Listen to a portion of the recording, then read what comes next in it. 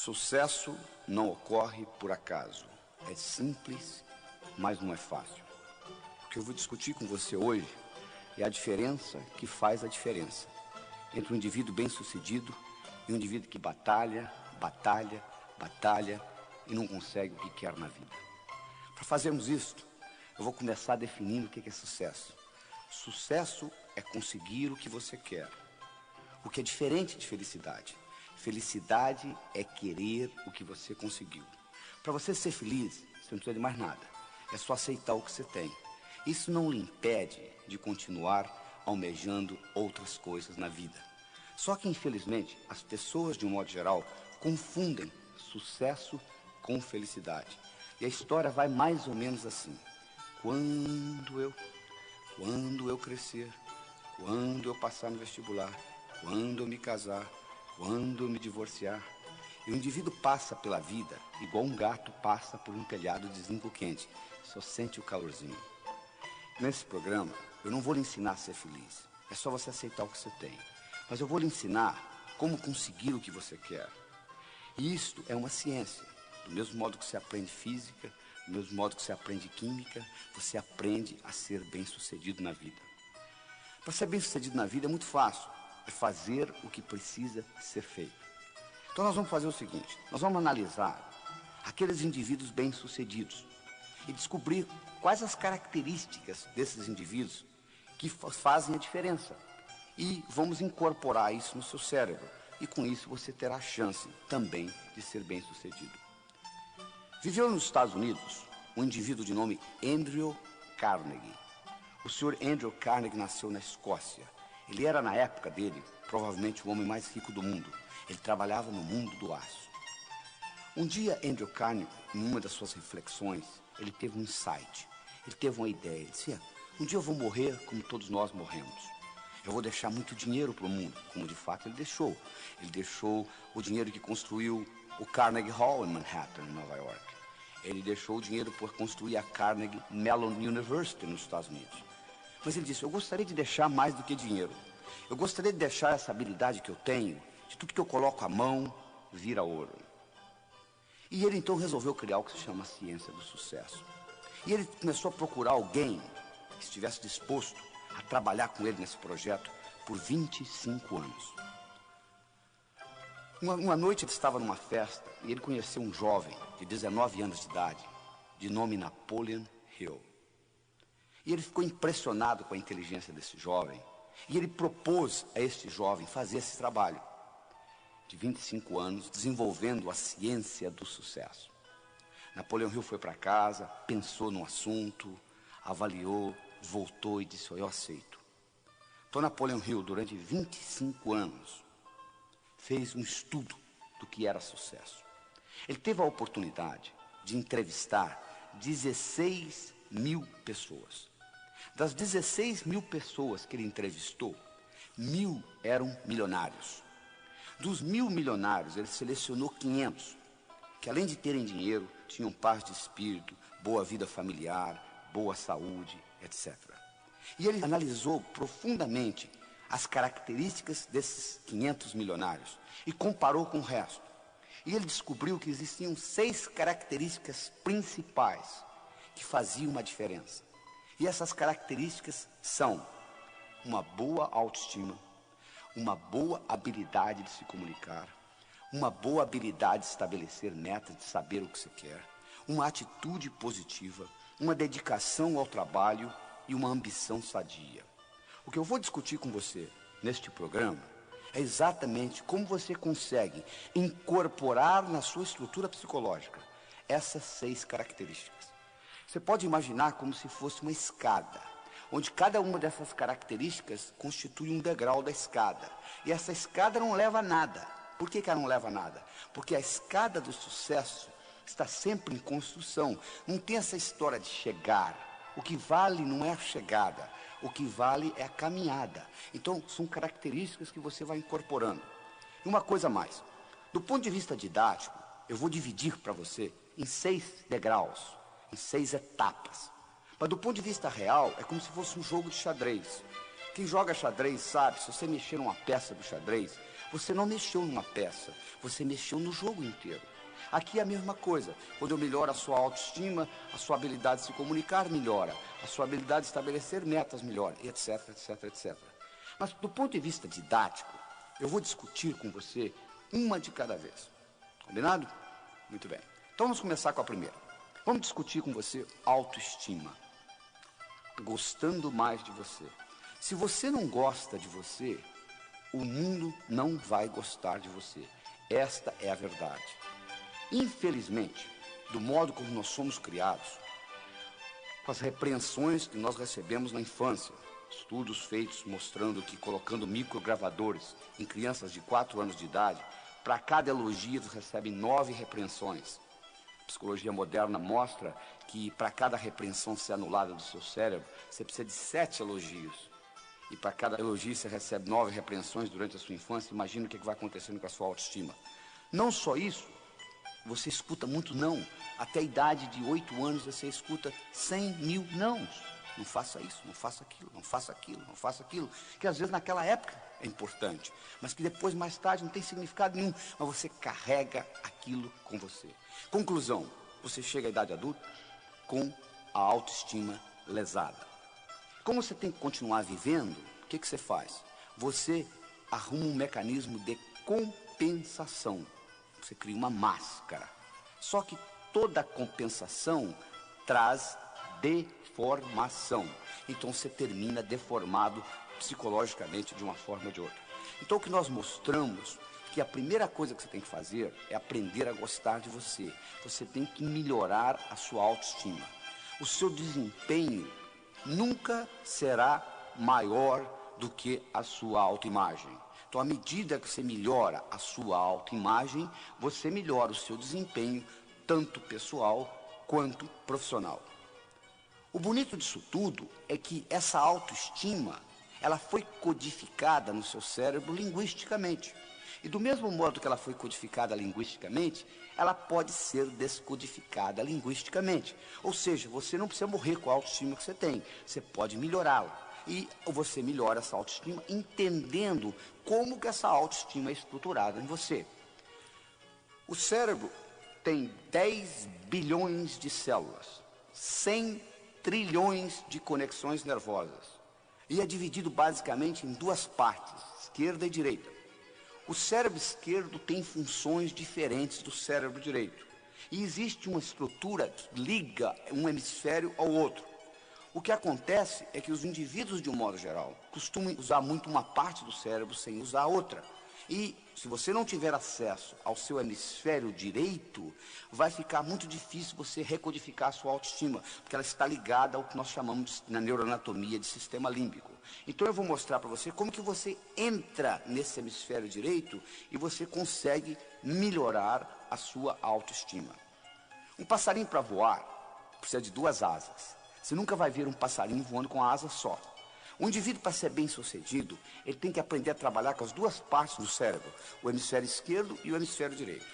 O hemisfério esquerdo, ele é verbal, ele é lógico, ele é matemático, ele é digital, ele é objetivo.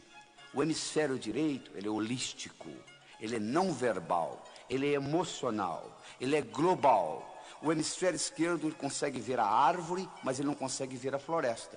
O hemisfério direito ele consegue ver a floresta, mas ele não consegue ver a árvore. Então você precisa trabalhar com os 2.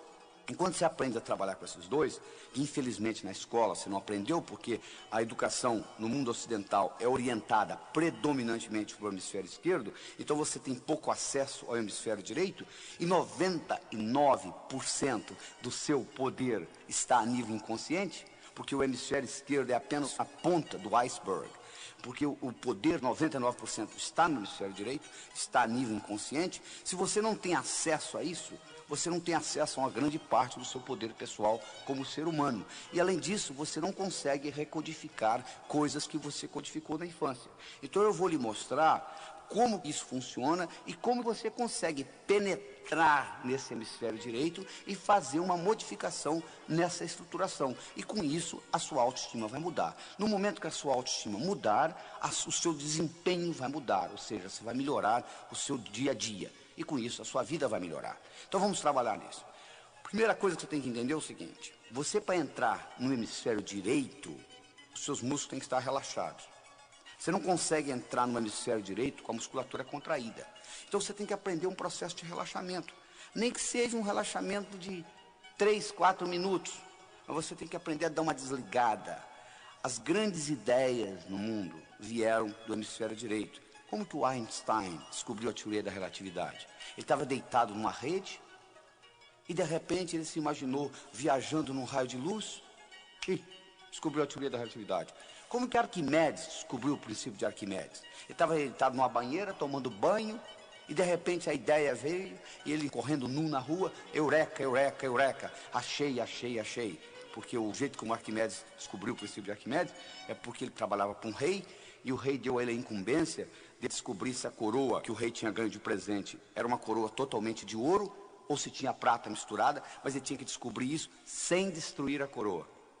E ele levou essa ideia para a banheira, ele tomando banho, de repente ele descobriu como que ele conseguiria fazer isso sem destruir a coroa. E daí veio o princípio de Arquimedes. Mas o que eu estou querendo dizer é o seguinte: as grandes ideias vêm desse hemisfério direito. E você geralmente tem que estar num processo de relaxamento para que você penetre nessa parte do seu inconsciente que representa 99% do seu poder.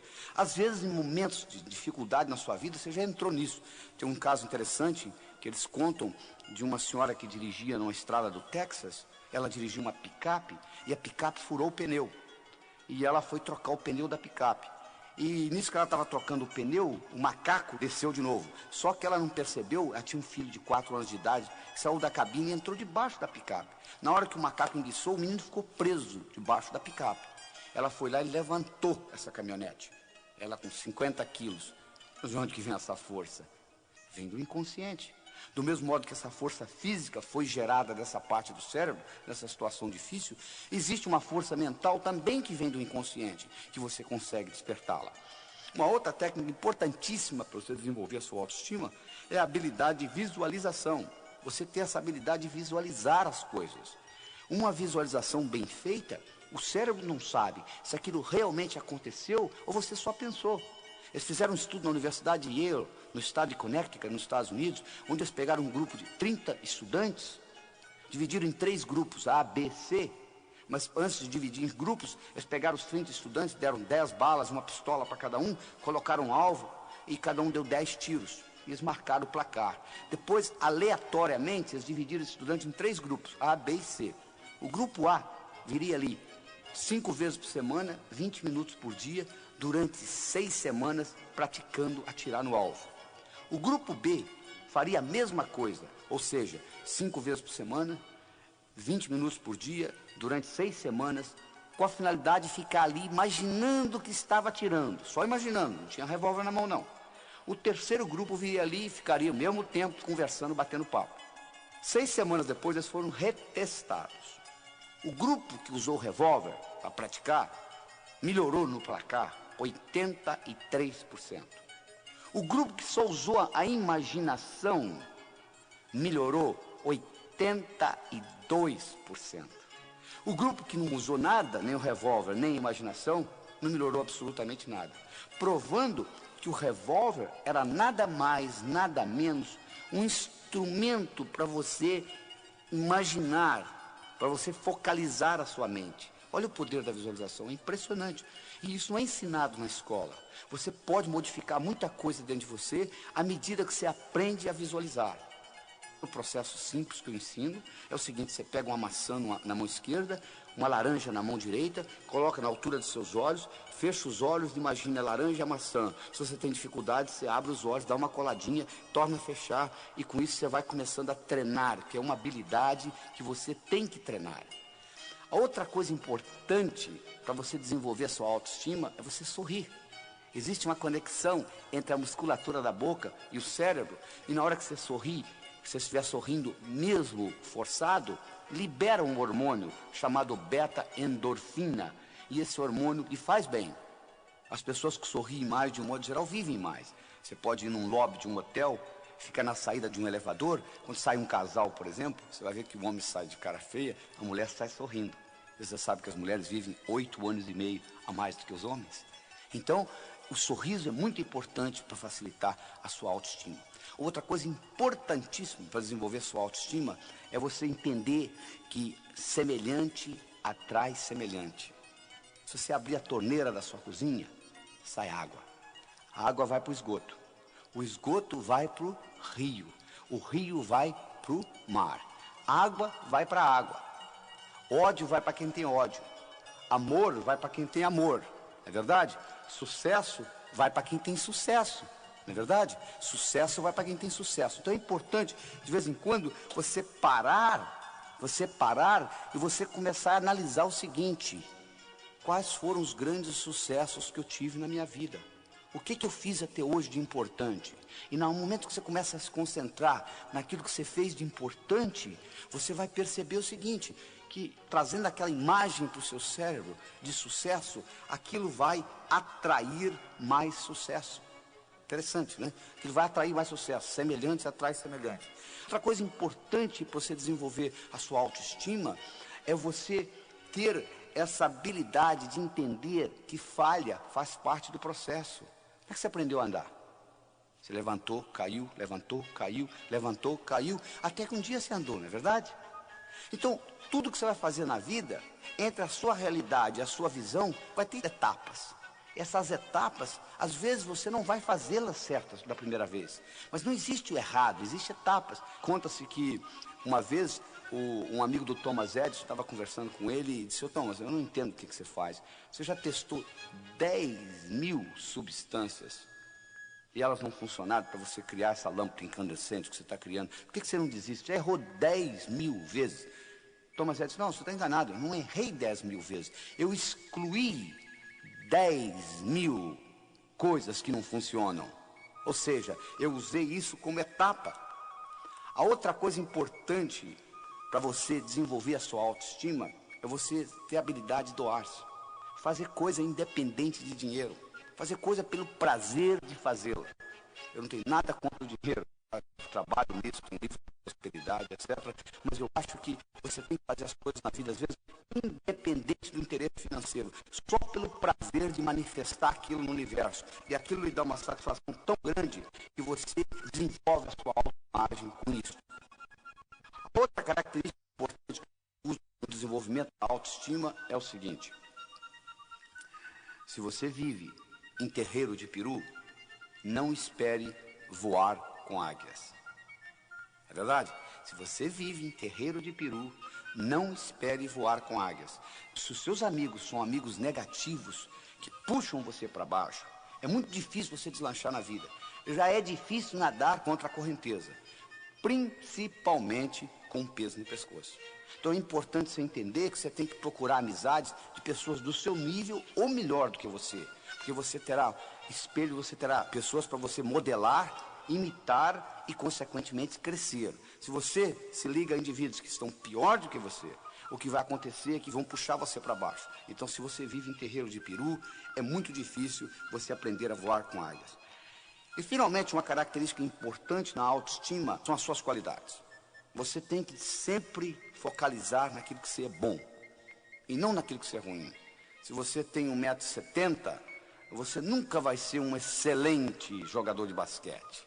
Por mais que você pratique, você pode praticar 24 horas por dia, 365 dias por ano. Você nunca vai ser um excelente jogador de basquete. Por quê? Sua altura, tendo 1,70 m, não é uma qualidade para jogar basquete. Você tem que procurar aquilo que você é bom e você capitaliza naquilo que você é bom. São Tomé dizia o seguinte: eu preciso ver para crer. Na minha opinião, São Tomé estava um pouquinho enganado. Eu acho que você precisa crer para ver. Tudo que aconteceu de importante no universo, todas as descobertas importantes, elas ocorreram antes de quem inventou vê-las. Ele viu primeiro na mente.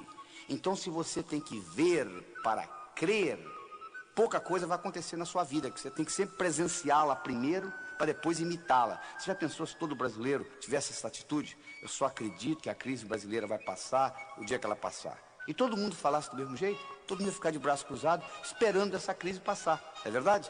Então o que você tem que fazer é o seguinte: você tem que crer para ver. Este que é o segredo.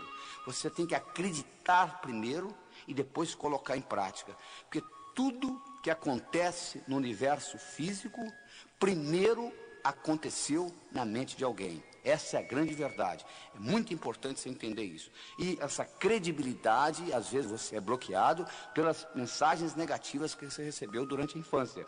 Eu faço uma analogia muito interessante, o seguinte: imagine aí imagine um jarro, que você põe uma pulga dentro desse jarro e você tampa o jarro. Imaginou? Agora, a pulga não vai gostar de ficar nesse jarro. Ela vai pular para sair do jarro. Então ela pula, ela bate na tampa, volta, bate, volta, bate, volta. Chega uma hora que a pulga vai cansar.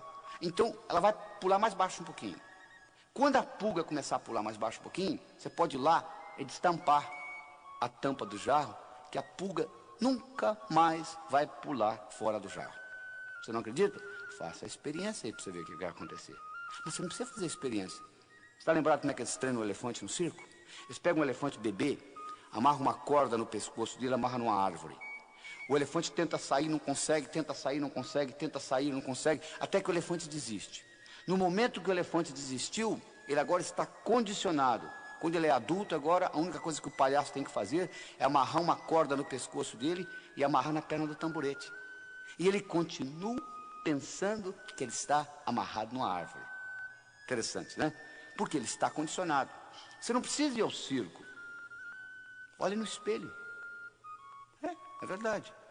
Tem muita coisa que você foi condicionado que hoje está obsoleto. Quando você tinha 7 anos de idade, sua mãe disse: não atravesse a rua sozinho. Perfeitamente. Quando você tinha 7 anos, aquilo era importante. Agora já não é tão importante. Agora você tem que atravessar sozinho. Bom, isso aí você já superou. Mas existem muitas outras crenças, muitas outras limitações que foram impostas pelos seus pais em você, com a melhor das intenções, que estão lhe bloqueando, estão bloqueando essa sua habilidade de crer para ver. É isso que você tem que aprender a desenvolver, porque o seu cérebro trabalha ciberneticamente. O que é isso? Para quem não sabe o que é cibernética, cibernética é a disciplina que estuda sistemas autônomos. Se você coloca um termostato no ar-condicionado de uma sala, e vamos supor que você coloque 22 graus Celsius, a temperatura da sala vai ficar mais ou menos em torno de 22 graus Celsius, independente da temperatura lá fora. E como que isso vai ser feito? Vai ter um sensor que vai detectar a temperatura da sala e vai dizer o ar-condicionado para ligar ou desligar. Então, quando eu coloco um termostato no ar-condicionado de uma sala, eu coloquei inteligência numa máquina. O ar-condicionado passa a pensar em ligar e desligar independente da minha interferência. O seu cérebro funciona do mesmo jeito. Você tem termostatos. Você tem um termostato para dinheiro. Você tem um termostato para saúde. Você tem um termostato para amizades. Você tem um termostato para vida profissional. Você tem um termostato para vida familiar. E você vai obter no seu dia a dia mais ou menos aquilo que você tem no seu termostato. Você quer mudar o seu dia a dia? Mude o seu termostato. Eu tenho uma história interessante do indivíduo, uma história verdadeira nos Estados Unidos. O indivíduo era um corretor de imóveis. Ele vendia imóveis. Era um brilhante, um cara de boa aparência, boa inteligência, boa educação, boa comunicação, conhecia o assunto. Mas, infelizmente, quando chegava no fim do ano, ele juntava o que ele tinha ganho, ele faturava $30 mil por ano, que nos Estados Unidos não é muita coisa. E ninguém conseguia entender, o cara tão brilhante na profissão dele, como ele conseguia ganhar só $30 mil por ano? Um dia ele foi hipnotizado, e durante a hipnose, descobriu-se que quando ele tinha 7 anos de idade, o pai dele tinha falecido. E a companhia para a qual o pai trabalhava teve uma festa, uma cerimônia, onde ele e a mãe foram convidados. E nessa cerimônia, o presidente da companhia fez um discurso e homenageou o falecido pai dele, dizendo o quanto tinha sido trabalhador, honesto, dedicado. E chamou ele e a mãe ao palco e deu para eles um envelope. E a mãe abriu o envelope e dentro do envelope tinha um cheque de $30 mil, que correspondia ao seguro de vida do pai. E aquele menino com 7 anos de idade, olhando aquilo, fez a seguinte decisão: um homem honesto, trabalhador, decidido, vale $30 mil por ano. Só que ele completou por ano. Agora, na idade adulta, ele agora trabalhando, ele faturava $30 mil por ano. Trazido de volta da hipnose. E usando essa tecnologia que eu estou discutindo aqui com vocês, ele reestruturou essa crença. Ele modificou essa percepção de realidade no mês seguinte ele dobrou o que ganhava, no mês seguinte ele triplicou e assim por diante. Um ano depois, esse mesmo indivíduo faturava $1 milhão por ano, levantando a mesma hora que ele sempre levantou, indo dormir a mesma hora que ele sempre foi dormir, fazendo o que ele sabia fazer, vender imóveis. O que mudou? Nada. O que mudou foi o termostato dentro dele. Ou seja, o termostato para dinheiro mudou na vida dele. Então é como se você tivesse com letras invisíveis escritas na sua testa o quanto você vale. Está escrito aqui que você vale $10 mil na sua testa invisivelmente. O universo vai entregar $10 mil. Está escrito aqui que você merece um bom relacionamento, você vai encontrar um bom relacionamento. Então o segredo está em você ficar certo por dentro. E aí você vai ficar certo por fora. Não tem nada errado com o universo. O universo é um lugar abundante, paradoxal, feito para todo mundo ganhar. Só que você tem que estar certo. Porque se você não estiver certo, você muda de emprego, você muda de cidade, você muda de país. Você já percebeu que quando você muda de uma empresa para outra, o outro patrão, depois de 5, 6 meses, começa a parecer igual aquele antigo? Por quê? Você levou os seus problemas com você. Porque o indivíduo diz assim, se eu pudesse mudar dessa cidade para outra, eu resolveria o meu problema. Não, você não resolveria. Você não resolveria porque quando você muda, você leva você com você. Esse aqui é o problema.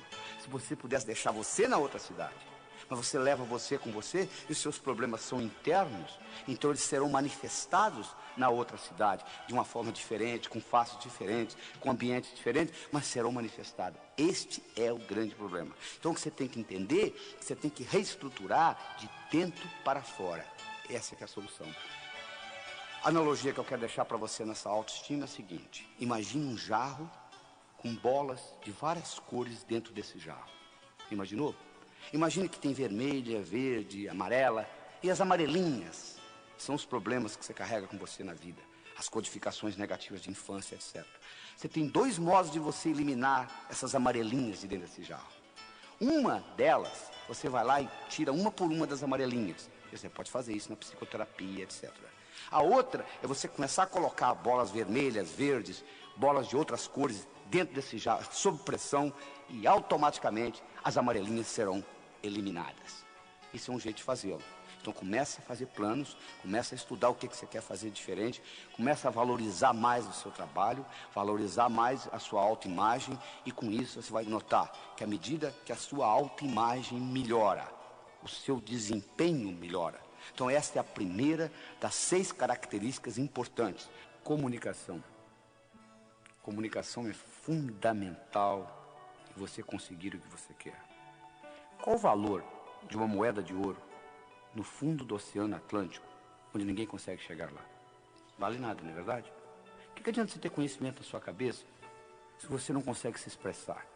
Não resolve absolutamente nada. Comunicação é uma habilidade essencial na sua vida pessoal e profissional. Deixa eu lhe perguntar uma coisa. O quanto de comunicação você aprendeu na escola? Praticamente nada, né? O que você sabe de comunicação, você aprendeu por autodidatismo ou por osmose.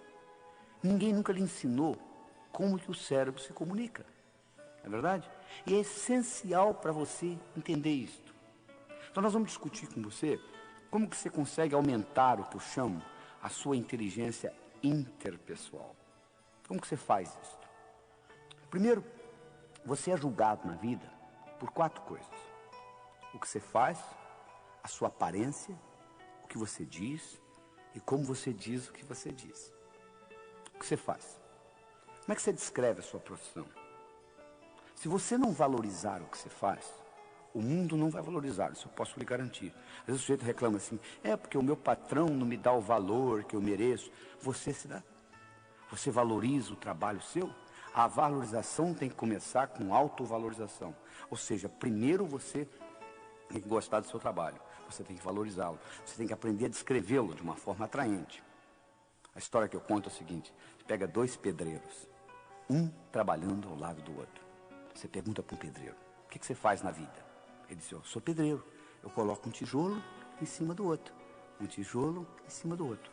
Você pega outro indivíduo que também é pedreiro, que está sentado ao lado dele, e você pergunta, o que você faz na vida? Eu sou pedreiro, eu estou construindo a Catedral de Notre Dame, que vai ficar para a posteridade. Olha que interessante. Os 2 fazem a mesma coisa, colocam um tijolo em cima do outro. Um está vendo a profissão dele como colocar um tijolo em cima do outro. O outro tem uma perspectiva muito maior. Ele tem a sensação que ele está construindo uma coisa que vai ficar para a posteridade. Então, a pergunta para você que eu tenho é o seguinte: o quanto que você valoriza o seu trabalho? Não interessa a sua profissão, o seu trabalho é importante. A segunda coisa que você vai ser julgado é pela sua aparência. Você já imaginou se você encontrasse um indivíduo, se fosse num curso, fazer um curso sobre sucesso, e você encontrasse lá um indivíduo de jeans, furado no joelho, tênis desamarrado, camiseta, uma tatuagem no braço, mascando chiclete? Você diz, poxa, mas esse é um indivíduo que vai ensinar sucesso? A aparência é fundamental. Eu digo o seguinte: se você quiser servir o exército, não apareça lá com o uniforme da Marinha. Se você quer jogar no time do Flamengo, não entre em campo com a camisa do Fluminense. Ou seja, você tem que se vestir de acordo com a mensagem que você quer passar. Eles fizeram um estudo em Nova York, no metrô de Nova York, na época que o metrô era 75 centavos. Eles pegaram um estudante, colocaram 50 centavos na mão dele e disseram o seguinte: ó, você vai ficar aqui na porta do metrô e vai abordar as pessoas do seguinte modo. Você vai dizer assim: ó, esqueci minha carteira em casa e o metrô é 75 centavos, eu tenho 50. Dá para completar 25 para ir para casa? O estudante fez isso durante 1 hora. Ganhou $6. Nada mal, né? Na segunda hora, eles colocaram uma gravata nele. Ele ganhou 18. 3 vezes mais. Os psicólogos fazendo o estudo pensaram: vai ver que, sabe o que aconteceu? Ele ganhou know-how, ele aprendeu como solicitar. Por isso que ele conseguiu mais na segunda hora do que na primeira. Aí o outro disse: não, mas deve ser por causa da gravata. Não é, vamos tirar a dúvida. No dia seguinte, eles fizeram o inverso. A primeira hora, o estudante ficou de gravata. A segunda hora, ele ficou sem gravata. Aí, na primeira hora, ele ganhou 3 vezes mais do que a segunda. Além disso, não só ele ganhou mais, teve gente que deu dinheiro para ele para comprar o jornal, sem ele pedir. Olha que interessante. Isso é só para mostrar o valor da aparência. Por exemplo, nos Estados Unidos, mais do que no Brasil, o valor de você estar de gravata é importantíssimo. Então, se você quer servir exército, não apareça lá com o uniforme da Marinha. É importante você cuidar da sua aparência. Então, a primeira coisa que é importante é você saber descrever bem o que você faz, valorizar o seu trabalho. A segunda coisa importante é a sua aparência, quer dizer, você tem uma aparência que é agradável. A terceira coisa importante é o que você diz. É importante o que você diz, porque você vai expressar a sua inteligência. Se você não está certo de uma coisa, fique calado. Porque enquanto você estiver calado, eles não sabem se você é inteligente ou não. Mas no momento que você falar besteira, eles vão detectar imediatamente que você não é tão brilhante naquele assunto. Então, quando você não sabe, escute. Por isso nós temos 2 ouvidos e uma boca só. Porque nós somos construídos para escutar mais do que falar. Ainda tem mais. Toda vez que você fala, a sua pressão aumenta, sabia? Toda vez que você escuta, a sua pressão diminui. Então existe um reflexo cardiovascular entre você falar e ouvir. Quando você fala, a pressão sobe. Quando você escuta, a pressão desce. Então, escutando, não só você está fazendo bem para o seu corpo, porque você está com a pressão diminuída, como também você está aprendendo, um jeito de você aprender. E quarta característica, não só o que você fala, mas como você fala. Eu poderia trazer alguém aqui que fizesse essa apresentação do mesmo jeito que eu estou fazendo, usando o mesmo vocabulário. A apresentação poderia ser muito melhor ou muito pior, porque não é só o que eu falo que está sendo contado aqui, é como eu falo, que ênfase que eu dou às palavras, de que modo que eu coloco a energia, isso tudo conta. Vou provar isso para vocês. Escute essa frase. Eu não disse que ele roubou o dinheiro. Eu não disse que ele roubou o dinheiro. Quem foi que disse? Eu não disse que ele roubou o dinheiro. Como que você se expressou? Eu não disse que ele roubou o dinheiro. Quem foi que roubou? Eu não disse que ele roubou o dinheiro. Como que ele conseguiu? Eu não disse que ele roubou o dinheiro. O que foi então que ele roubou?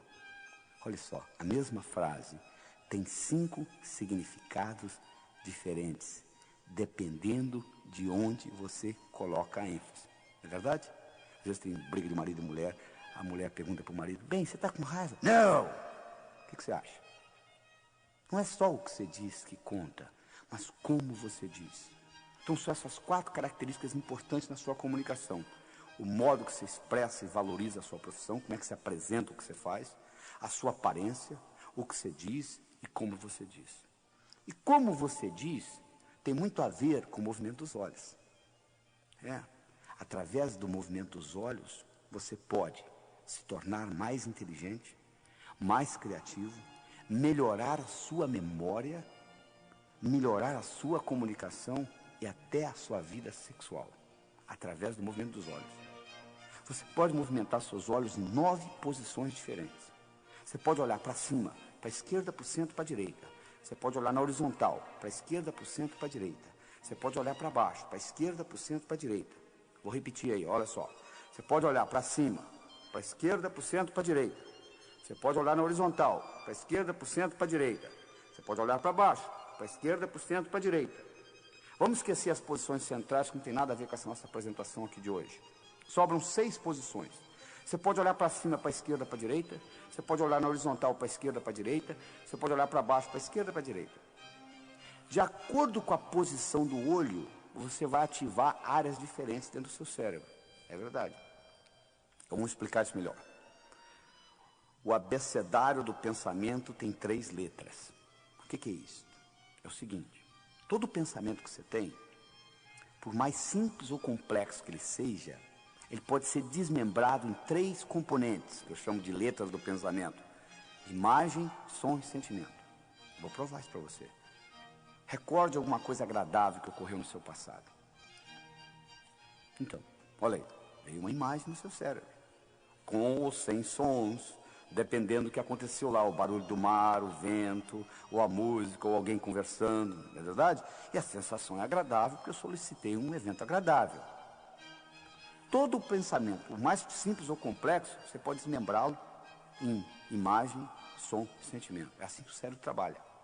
Ora, o interessante é que através do movimento dos olhos, você consegue perceber se a pessoa dentro do cérebro está trabalhando com imagem, com som ou com sentimento, naquele momento. Então, quando eu olho para os seus olhos, eu não sei o que você está pensando, mas eu sei como que você está pensando. Ou seja, com imagem, som ou sentimento. Olha que interessante. Se você olha para cima, você está trabalhando com imagens dentro do seu cérebro. Vou fazer um teste, olha só. Qual foi a cor da blusa ou da camisa que você usou antes de ontem? Tente recordar da cor da blusa ou da camisa que você usou antes de ontem. Você percebe, olha como é que seu olho subiu, olha aí, que interessante. Na hora que você faz essa pergunta para o seu cérebro, você percebe que seu olho sobe. Sobe por quê? Porque você vai ter acesso à cor da camisa através de imagem. Então o seu olho vai subir. Se o seu olho sobe para a esquerda, você está lembrando coisas que você já sabe. Se o seu olho sobe para a direita, você está criando coisas novas no seu cérebro. Presta atenção nisso que eu vou falar. Pense num elefante roxo, de cauda vermelha e orelhas amarelas. Elefante roxo, de cauda vermelha e orelhas amarelas. Olha o que acontece com o seu olho quando você começa a visualizar. A tendência é ele subir para cima, para a direita. Porque você nunca viu um elefante com essa cor. Você tem que criar isto no seu cérebro. Ora, você aprendeu então que quando você trabalha com imagens, os seus olhos sobem. Para a direita, criando coisas novas. Para a esquerda, recordando. Eu disse para vocês que através do movimento dos olhos você pode melhorar a sua memória. Claro que você pode. Se eu estou querendo lembrar uma imagem de alguém, estão lembrados do João? O João, quem que é o João? O João. Aí você olha, lembrei. Por que você lembrou? Porque você coloca o olho na posição certa, ou seja, para cima, para a esquerda. E aí você lembra, porque você ativa a parte do cérebro que tem a memória visual. Se você é um pintor e você está querendo criar um quadro, e se você trabalha olhando para cima, para a direita, a sua criatividade vai aumentar, automaticamente, porque você está ativando aquela parte da criatividade visual. Se você trabalha com os olhos na horizontal, você está trabalhando com sons dentro do cérebro. Se você olha na horizontal para a direita, você está criando novos sons. Se você é um compositor, você está sentado no piano e você quer aumentar a sua criatividade como compositor, você trabalhando, olhando na horizontal para a direita, facilita o processo.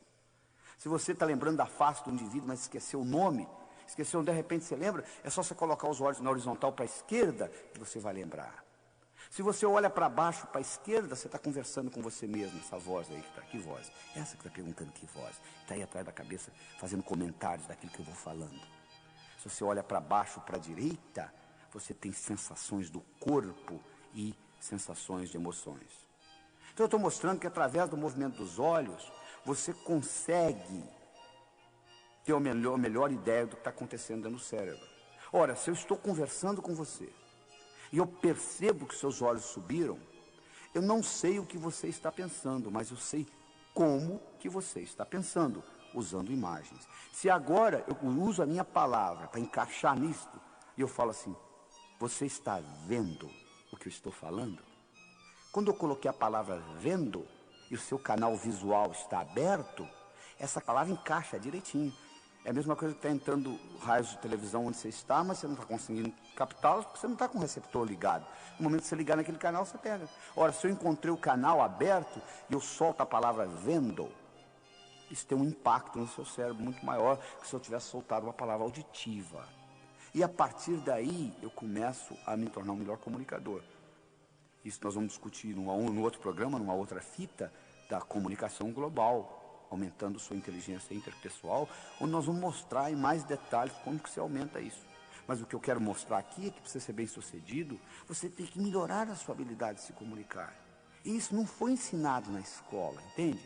O que se aprendeu de comunicação, se aprendeu por intuição, por osmose, copiando os outros. Mas o que eu estou lhe mostrando aqui é que o cérebro tem um mecanismo de se comunicar. E no momento que você aprende isso, a sua habilidade, o seu poder pessoal aumenta e o que você tem para conseguir na vida muda. Então é muito importante você entender que comunicação é fundamental, é essencial. Eu vou repetir aquilo que eu falei no começo. Qual o valor de uma moeda de ouro no fundo do Oceano Atlântico, onde ninguém chega lá? Não adianta nada. Não adianta você ter conhecimentos brilhantes dentro do seu cérebro se você não consegue se comunicar com o mundo. Não é verdade? Então é isso que está aí. Então nós já discutimos duas coisas. Duas características que fazem a diferença, não é isso? Entre os indivíduos bem-sucedidos e aqueles que batalham, não conseguem o que é na vida. Uma delas foi a autoestima, e eu mostrei para você que você pode mudá-la. E a segunda é a comunicação. Eu estou mostrando para você também que você pode mudá-la. Você não vai num berçário e diz aquele ali vai ser um bom comunicador, aquele não vai, aquele não vai. Comunicação é programação. Então nós estamos melhorando a programação e melhorando a comunicação das pessoas através desse processo. Vamos discutir uma terceira coisa. Metas. E como que nós transformamos sonhos em metas. Tem gente que nem sonha mais, já parou de sonhar. Tem gente que sonha a vida inteira. Mas como que você consegue transformar sonhos em metas? Bom, quando você terminar de escutar essa fita, você vai fazer outra coisa, não vai? Provavelmente você já sabe o que é, não é? Agora deixa eu lhe perguntar uma coisa. O que você vai fazer com a sua vida daqui a um ano? Hein? Daqui 5 anos, daqui 10 anos, daqui 15 anos, daqui 20 anos. Sabe o que você vai dizer para mim? Não tive tempo ainda de parar para pensar. Coisa mais importante que é a sua vida, você não teve tempo de planejar, né? É tão difícil você conseguir uma coisa que você não sabe o que é, como voltar de um lugar que você nunca foi. Não é verdade? Então, a primeira coisa que você tem que entender é o seguinte, você tem que saber o que você quer. Você tem que saber transformar, você tem que sonhar, você tem que transformar seus sonhos em metas e você tem que implementar essas metas. Deixa eu contar para vocês o resultado de um estudo fascinante que foi feito na Universidade de Harvard. Em 1953, eles entrevistaram todos os formandos da Universidade de Harvard. Fizeram um questionário grande. O que você vai fazer depois de formado? Nos primeiros 6 meses, 1 ano, 5, 10, 15, 20. A maioria não tinha a menor ideia. Uma pequena minoria tinha uma ideia. Dessa pequena minoria, uma pequena minoria ainda menor, tinha por escrito. Em 1973, 20 anos depois, eles reentrevistaram esses estudantes. Sabe o que eles descobriram? Que aqueles 3% que tinham por escrito o que eles iam fazer nos próximos 6 meses, 1, 5, 10, 15, 20 anos, valiam mais financeiramente do que os 97% juntos. Além do mais, tinham melhor vida familiar, menor número de hospitalização, etc, etc, etc. Eles ficaram fascinados com o resultado e resolveram avaliar. Vai ver que esses indivíduos são mais inteligentes. Eles foram verificar o QI era o mesmo. Vai ver que vem de raça diferente. Não, não era diferente. Vai ver que é o background, de que família que veio. Não era. A única diferença que fazia a diferença é que aqueles indivíduos tinham por escrito o que eles iam fazer nos próximos 6 meses, 1, 5, 10, 15, 20. Você tem por escrito? Não, né? Pois é, deixa eu lhe ajudar nessa então, tá? Porque se você falhar em planejar, meu amigo, você está planejando em falhar. Tá bom? Então vamos discutir algumas das metas que você pode criar para você, tá bom? Você pode criar, por exemplo, uma meta física.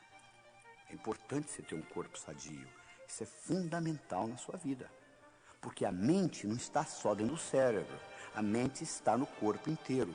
Não tem jeito de você ter uma mente sadia com um corpo doente. Então é importante você ter meta física. Mas tem gente que só tem meta física. Você viu um indivíduo que faz 8 horas de musculação e fica com um físico enorme andando na rua. E quando chega aos 50 anos entra em profunda depressão porque a musculatura começa a atrofiar. Ou seja, eles colocaram o ego todo no músculo. É importante você ter um corpo sadio, mas você não pode colocar todos os seus ovos na mesma cesta, porque alguém vem, carrega a cesta e leva. Então, é importante você ter meta física, claro que é, mas não é só meta física, você tem que concentrar. É importante você ter meta financeira? Claro, nós vivemos num mundo material. Dinheiro só não é importante para quem não precisa. Porque você precisando, ele é importante. É importante você ter dinheiro, porque aí você vai se preocupar com coisas mais importantes na vida. Mas enquanto você não tiver dinheiro, dinheiro vai ser uma coisa importante para você. É importante você ter meta financeira. Mas você já percebeu que tem gente que só tem meta financeira? É capaz de matar os outros para ganhar dinheiro? Então, é um desequilíbrio. A terceira coisa importante é, tem gente que só tem meta espiritual. É importante você ter meta espiritual? Claro que é. Nós vivemos num mundo material. Eu tenho pessoas que vêm aos meus cursos assim, doutor Laí, o senhor ensina viagem astral? Eu falo, meu amigo, você não aprendeu ainda a viver aqui, como é que você quer viajar? Primeiro aprenda a viver o que você vem fazer aqui. Depois da sua morte, você vai viajar astralmente, 24 horas por dia, tempo integral, poxa. Aprenda primeiro a viver o dia a dia. Aprenda a respeitar os outros. Aprenda a ter seu esquema. Aprenda a produzir. Aprenda a fazer as coisas com excelência, para você não ficar repetindo nada. Primeiro você aprende isto, depois você vai pensar em viajar astralmente. Porque você veio aqui para viver uma vida material também. Você não pode só ficar com metas espirituais. Tem gente que só tem meta social. Qual é a próxima festa que eu vou? Qual é a próxima festa? Qual é a próxima festa? É importante você ter uma vida social, mas se você fica só nisso que está aí, fica muito difícil. É importante você ter uma vida profissional, uma meta profissional. Fundamental. Mas se você só tem meta profissional, você infarta aos 40, não sabe por quê. Os seus filhos crescem, você nem tem oportunidade de brincar com eles. Então você tem que equilibrar tudo isso. É importante você ter uma meta familiar. Nossos filhos são muito importantes. Tão importantes quanto a gente. Nem mais, nem menos. Importante você entender isso. Nos Estados Unidos existe uma síndrome chamada síndrome do ninho vazio. O que é isso? É a mãe de família que se dedica a vida inteira aos filhos. Faz mais nada, só se dedicando aos filhos. Os filhos crescem, vão embora como nós fomos, e elas entram em profunda depressão. Por quê? Colocaram todos os ovos numa mesma cesta. A cesta foi embora. É importante você ter uma meta familiar?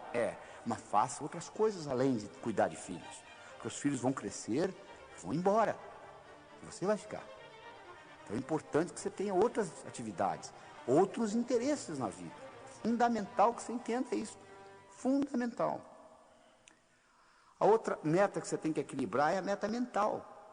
Tem gente que eu conheço que conhece a enciclopédia britânica de capa a capa. Você pergunta, você fez alguma coisa com esse conhecimento? Por enquanto, nada. O que adianta, então? Sir Francis Bacon dizia, conhecimento é poder. Na minha opinião, ele estava enganado. Conhecimento é poder em potencial. Conhecimento só se torna poder quando passa do campo do pensar para o campo do agir. É importante você ter meta mental? Mas só planejar não adianta. Você tem que colocar em prática. E para colocar em prática, um dos grandes segredos é o seguinte: como que eu transformo um sonho numa meta?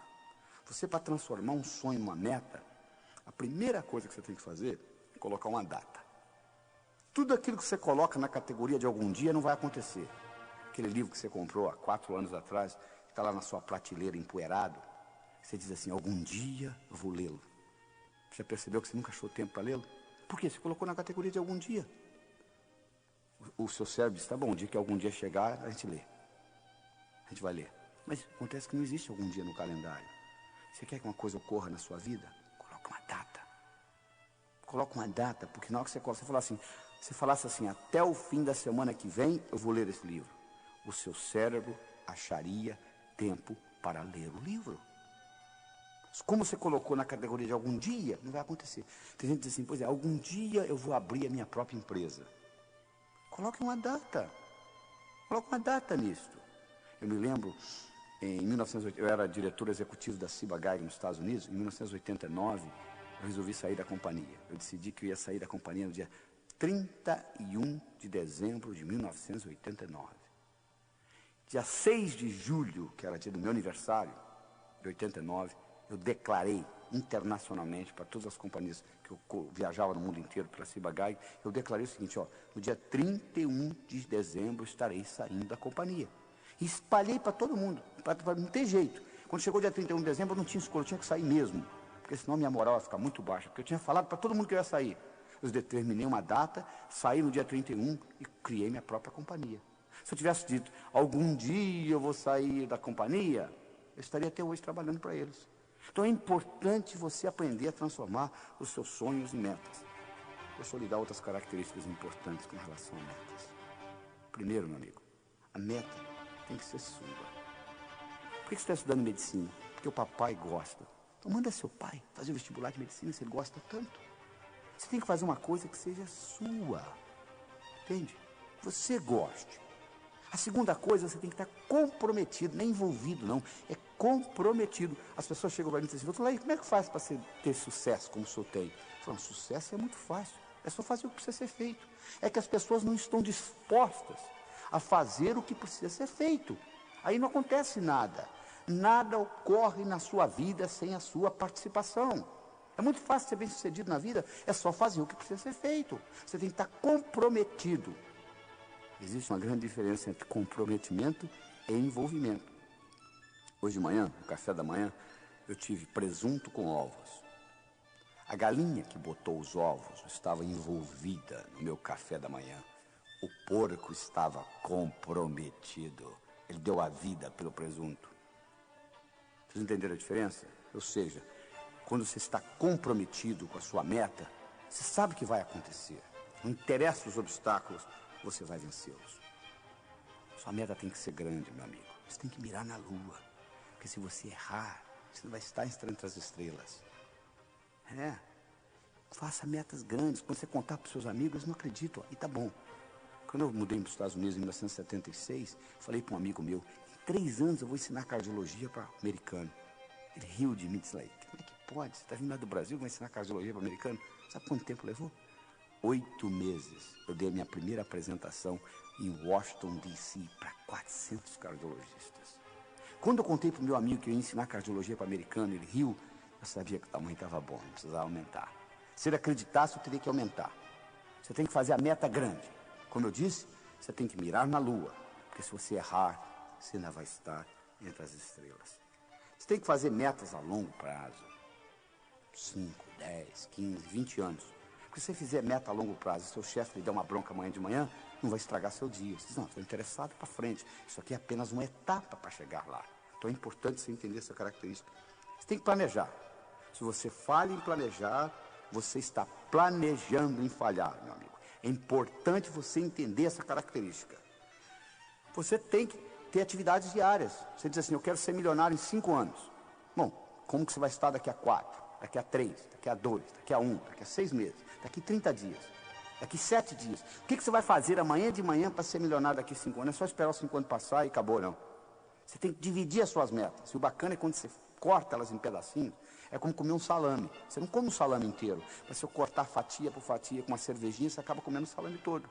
As metas é a mesma coisa. Se você vê-las como um todo, elas assustam. Mas se você quebrá-las em pedacinhos, muito importante. É também importante você descobrir onde você está com relação à sua meta. Você liga para mim e fala assim, doutor Laí, como que eu chego a São Paulo? Eu lhe pergunto, onde você está? Ah, não sei. Então, se eu me desculpar, eu não posso lhe orientar. Porque se você estiver ao norte, eu vou lhe falar para dirigir sul. Se eu estiver ao sul, eu vou lhe falar para dirigir norte. Mas se disser para mim, eu não sei. Eu me lembro de um caso de um americano, estava dando um curso, um americano falou assim, eu quero $50 mil na minha conta até o fim do ano. Eu falei, perfeito, é específico, tem data. Quanto você tem? Ele disse, não sei. Poucos dias depois ele me ligou, ele disse, você não vai acreditar, doutor, eu dei uma checada nas minhas contas todas, somei. Você sabe quanto que eu tenho no banco? $55 mil. Engraçado, né? Você estava pedindo uma coisa que você já tinha, né? Tem muita gente que faz isso na vida. Ah, se eu tivesse talento. O que você acha que é talento, meu amigo? Você acha que o pianista senta lá e começa a tocar piano? Talento é resistência na musculatura glútea. É sentar lá e praticar. Porque quanto mais você pratica, mais sortudo você fica. Então é importante você entender isso. Se você não sabe o que você quer, é muito difícil você conseguir as coisas. Tá bom? Até lá.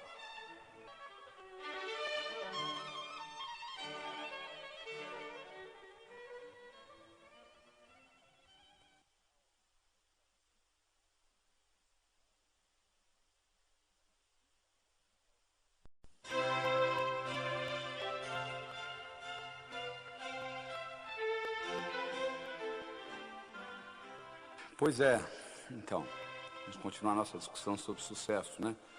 Já discutimos com vocês autoestima, discutimos comunicação e discutimos a habilidade de estabelecer metas. Muito importante, metas, né?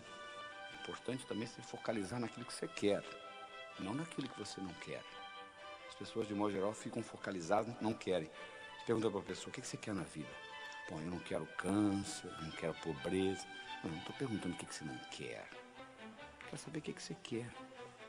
Se você se concentra naquilo que você não quer, ao invés de se concentrar naquilo que você quer, é como se você estivesse dirigindo um carro, olhando pelo retrovisor. Você sabe de onde você está vindo, mas você não sabe para onde você está indo. Vou repetir esta, tá? Se você se concentra naquilo que você não quer, ao invés de se concentrar naquilo que você quer, é como se você estivesse dirigindo um carro, olhando pelo retrovisor. Você sabe de onde você está vindo, você não sabe para onde você está indo. Esse é o problema. Muito bem. Nós agora vamos discutir a quarta característica do que Napoleon Hill encontrou naqueles 500 milionários. E essa característica é a atitude. A atitude que você tem com relação às coisas. Se eu lhe apresento um copo pela metade de água, você pode vê-lo metade cheio ou metade vazio. O copo está pela metade. Você pode enfatizar no que tem ou no que está faltando. Os indivíduos bem-sucedidos, de um modo geral, eles têm a tendência de ter o foco naquilo que tem, não naquilo que está faltando. Ou seja, eles têm uma atitude positiva. Para você entender isso bem, você tem que entender que o que conta não é o que acontece, mas sim como você responde ao que acontece. Isso é que conta. É importante você entender isso. Deixa eu dar um exemplo pessoal meu, para você entender melhor. Meu pai faleceu quando eu tinha 16 anos de idade. Ele faleceu no dia 12 de abril. Eu tenho uma filha de 11 anos, de nome Cristine, e ela nasceu no dia 12 de abril. E eu ficava naquele dilema, quando chegava o dia de aniversário dela, eu ficava naquele dilema. Eu devo ficar triste, porque é aniversário de morte do meu pai, ou devo ficar alegre, porque é aniversário de nascimento da minha filha? Eu tinha aquele dilema comigo. Um dia eu voltando do cinema com a mãe dela, e ela me perguntou, quando foi? Que mês que seu pai faleceu? Eu falei, abril. Que dia? 12. Falou, não é interessante? O seu pai faleceu no mesmo dia que a Cristina nasceu? Você nunca tinha falado isso? Eu falei, é. Foi interessante. Você perdeu uma pessoa que você gostava tanto e Deus lhe entregou de volta uma pessoa que você ama tanto. Na mesma data, 12 de abril. Pom. Alguma coisa aconteceu no meu cérebro. A data não mudou. Meu pai continuou falecendo no dia 12 de abril, minha filha continuou nascendo no dia 12 de abril. Mas o modo como eu passei a interpretar o aniversário dela mudou totalmente. Então, o que conta na sua vida não é o que acontece, mas sim como você responde ao que acontece. E para você entender isso melhor, eu vou introduzir uma nova palavra no seu vocabulário. É a palavra paradigma. O que é paradigma? Paradigma é o modo como nós percebemos o mundo. É a água para o peixe. O paradigma nos explica que nós estamos dentro de uma borda e como nós somos bem-sucedidos nesses limites. Vou dar um exemplo. Se você é do sexo masculino e você vai numa piscina um domingo de manhã e tira a sua camisa, não tem nada demais você mostrar o mamilo, porque você é do sexo masculino. Mas uma pessoa do sexo feminino e você vai numa piscina no domingo de manhã, você tira o sutiã e fica topless, vai ser um absurdo. Como que pode? Mas qual o problema? Por que o mamilo masculino pode ser mostrado e o mamilo feminino não pode? Se você vai na floresta amazônica, uma índia daquela está com o mamilo de fora, nem sabe o que é isso. É o paradigma. Nesse paradigma que nós vivemos, o mamilo feminino é para ser guardado. E o mamilo masculino pode ser mostrado na piscina. Isso é puramente um paradigma. Eu me lembro quando eu trabalhava no hospital de Methodist em Houston, eu atendi uma princesa da Arábia Saudita, ela tinha uma cardiopatia congênita, eu fui médico dela por várias semanas, e durante todas essas semanas, ela não me permitiu ver o rosto dela. Ela ficava com o rosto tampado. Por quê? Lá no país dela, o paradigma é cobrir a face. Isso é que é importante, porque era o paradigma, então ela não mostrava. Então você tem que entender o seguinte, que você vive por normas, regras, atitudes, e que essas normas, essas regras podem ser mudadas. E no momento que você muda o paradigma, você muda o significado da coisa. E outras coisas acontecem.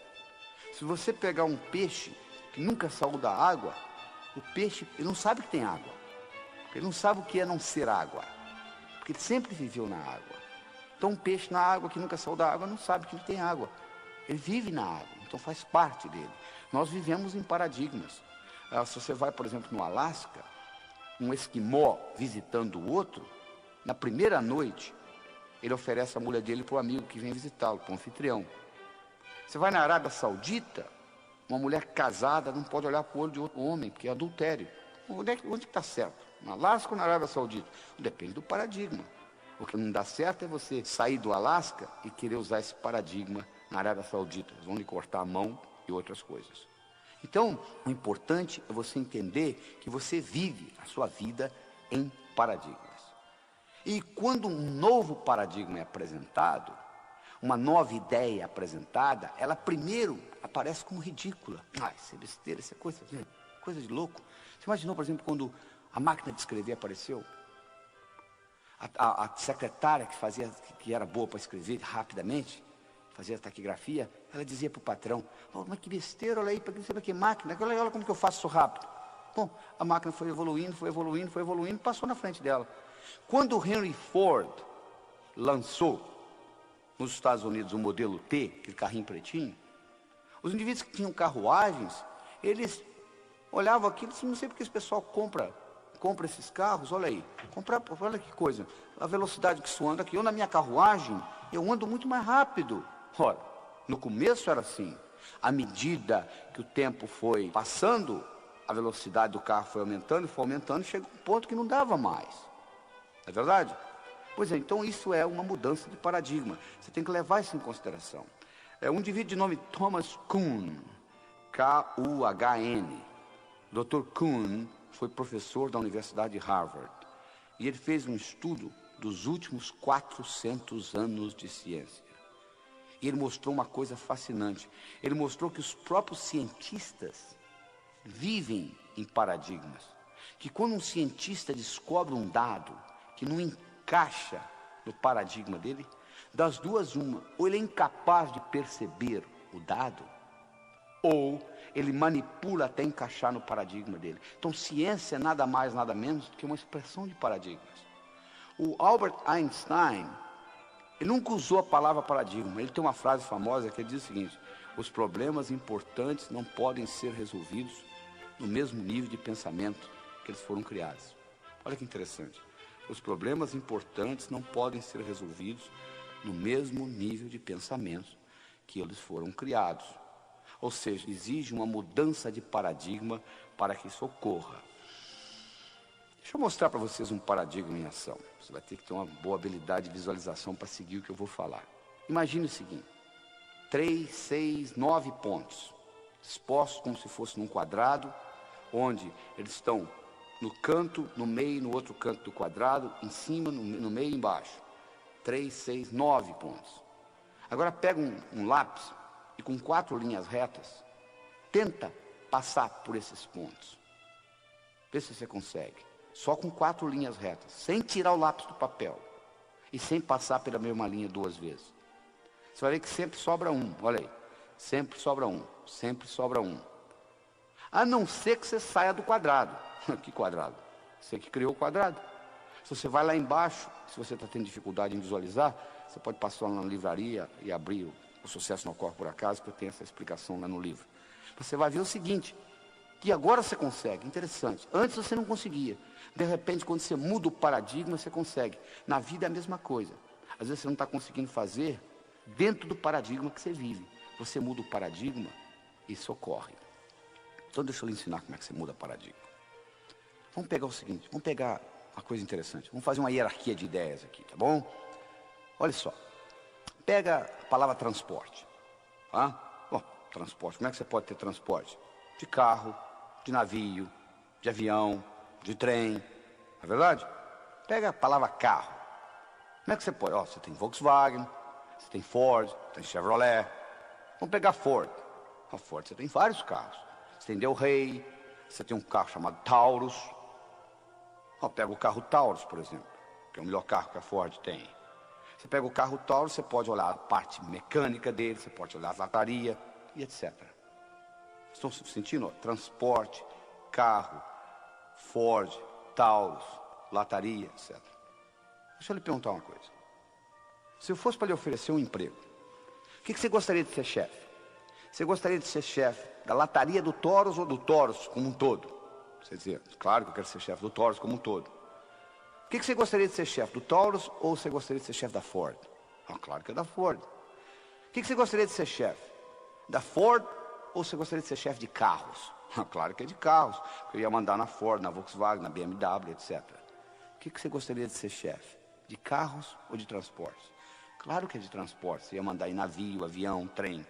Olha que interessante. Há uma hierarquia de ideias. Ora, se eu estou tendo um problema com carros, vamos supor que eu estou tendo um problema com carros em São Paulo. Está demais. Então eu tenho um problema com carros. Como que eu resolvo o problema? Só se eu mudar o paradigma. Como que eu mudo o paradigma? Eu faço a seguinte pergunta. Com que finalidade que existe carro? Transporte. Olha, eu já mudei hierarquicamente para a coisa de cima, para o nível superior. Que outros exemplos eu tenho de transporte? O trem, metrô. Ah, metrô. Então vamos resolver o problema com o metrô. Olha, para eu colocar metrô em São Paulo, o que eu fiz? Eu peguei carros, eu subi hierarquicamente, eu vi a coisa de um ângulo diferente, eu fui acima no paradigma, eu desci pelo outro lado. Interessante. Será que isso me ajuda no dia a dia? Claro que ajuda. Observe esta. Você está brigando com a sua esposa, discutindo com ela sobre a educação dos seus filhos. E vocês estão naquela discussão ferrenha. Agora, se você pergunta para ela assim, qual é a finalidade de você discutir desse jeito? Ela vai dizer, para o bem-estar do meu filho. Aí eu lhe pergunto, e qual que é a finalidade de você discutir? Para o bem-estar do filho. É engraçado, num nível acima, vocês estão brigando pela mesma coisa. Ou seja, bem-estar do seu filho. Ora, no nível acima vocês estão concordando. Se vocês estão concordando no nível acima, se vocês se deslocarem para o nível superior, haverá concordância, haverá acordo. É muito mais fácil você concordar nesse nível do que na briga lá embaixo. O que você fez? Você saiu do paradigma que você estava brigando. Então, quando você começa a entender essa ideia de paradigmas, você começa a ter mais sucesso na vida. Eu vou dar para vocês uns exemplos práticos, tá? De história. Pegue a palavra Made in Japan, feito no Japão, 1960. feito no Japão em 1960, barato, copiado, baixa categoria. Made in Japan, 1990, feito no Japão nos anos 90, alta qualidade, caro, né? Olha como é que mudou o paradigma japonês. Em 30 anos mudou tudo. Hoje, quando você fala de uma coisa japonesa, é alta qualidade, é alta sofisticação, é alta tecnologia. Houve uma mudança de paradigmas, é verdade?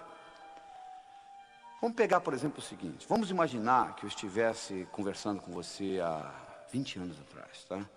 E eu lhe fizesse a seguinte pergunta. Qual é o país no mundo que vai continuar dominando o mundo de relógios?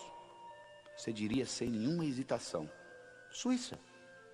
Vem fazendo isso há 50, vai continuar fazendo isso há 50, não é verdade? A Suíça, em 1979, ela tinha 65 mil suíços trabalhando no mundo de relógios. Em 1982, 3 anos depois, ela tinha 15 mil suíços. 50 mil suíços foram mandados embora. Sabe por quê? Porque o relógio eletrônico foi lançado no mercado pelos japoneses, a Seiko, e pelos americanos, Texas Instruments. A Suíça controlava o mundo de relógio, enquanto o relógio era mecânico. Quando o relógio eletrônico foi lançado, houve uma mudança de paradigmas no mundo de relógios. Sabe qual a ironia do destino? Sabe quem inventou o relógio eletrônico? Esse que você deve estar usando aí, que é usado a bateria, 99% das pessoas usam hoje. Sabe quem inventou o relógio eletrônico? Não foram os japoneses, nem tampouco os americanos. Quem inventou o relógio eletrônico foi um suíço. Ele apresentou para os diretores, eles falaram: que relógio, não tem rubi, não tem mola mestre, não dá corda, isso não é relógio. E o relógio eletrônico foi lançado. Então a Suíça perdeu todo o mercado que ela tinha. Por quê? Houve uma mudança de paradigmas no campo de relógios. Quando o Henry Ford lançou nos Estados Unidos o modelo T, que é aquele carrinho pretinho, bonitinho, né? Sabe o que as fábricas de carruagens fizeram? Aumentaram produtividade, fizeram a roda mais leve, diminuíram o preço. Mas ninguém queria comprar carruagem mais, todo mundo queria o modelo T do Henry Ford. Hoje, se eu lhe der uma carruagem de presente, você mora numa zona metropolitana, você vai dizer: não, muito obrigado, não quero, não tenho, só mal na minha garagem dá para parar meu carro, eu não tenho lugar para colocar o cavalo. Mas custava caríssimo a carruagem antes da mudança de paradigmas no transporte. O que eu quero dizer para você é o seguinte: o mundo está mudando, as coisas mudam. A única coisa constante de agora para frente é mudança. E você tem que acompanhar esse processo de mudança. Você tem que entender o seguinte, preste bem atenção no que eu vou falar. Sucesso no passado não garante sucesso no futuro. As fábricas de carruagem faturavam horrores, até que foi lançado o modelo T. Não interessa, só porque você faturou no passado, você vai continuar faturando no futuro. Houve uma mudança de paradigma. E você, para mudar a sua atitude com relação ao seu trabalho, com relação à sua vida pessoal, você tem que mudar, porque se mudar a regra do jogo, muda tudo. Vou dar mais um exemplo para vocês interessante. Um indivíduo que ganhou o Prêmio Nobel de Economia, o nome dele é Herbert Simon.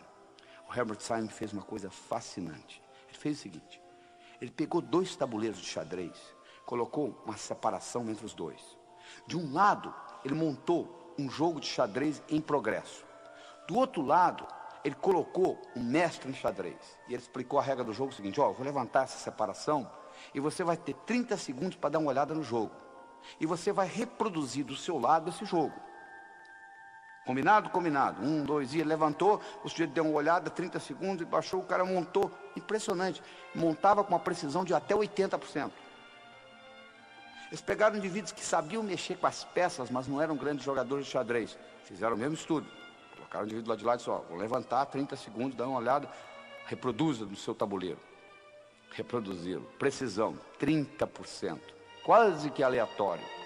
Aí eles bolaram o seguinte: vamos fazer o seguinte, vamos criar um tabuleiro onde não tem um jogo de xadrez em progresso. Aleatoriamente, pelo computador, nós vamos colocar as peças, ou seja, vão ter 2 bispos na mesma diagonal, etc., que contradizem a regra do xadrez. Chamaram o mestre em xadrez de novo, colocaram de lá, 1, 2, e levantaram, fecharam. Chamaram o indivíduo que estava começando a jogar xadrez. Sabe quem ganhou dessa vez? O principiante. Por quê? Porque no momento que levantou a separação, o mestre xadrez, sabe o que ele fazia? Ele começou, mas como é que pode dois bispos na mesma diagonal? Quer dizer, ele se distraía com a história, todo aquele know-how que ele tinha do jogo de xadrez desapareceu, porque mudou a regra do jogo. Na sua vida, meu amigo, a regra do jogo está mudando toda hora.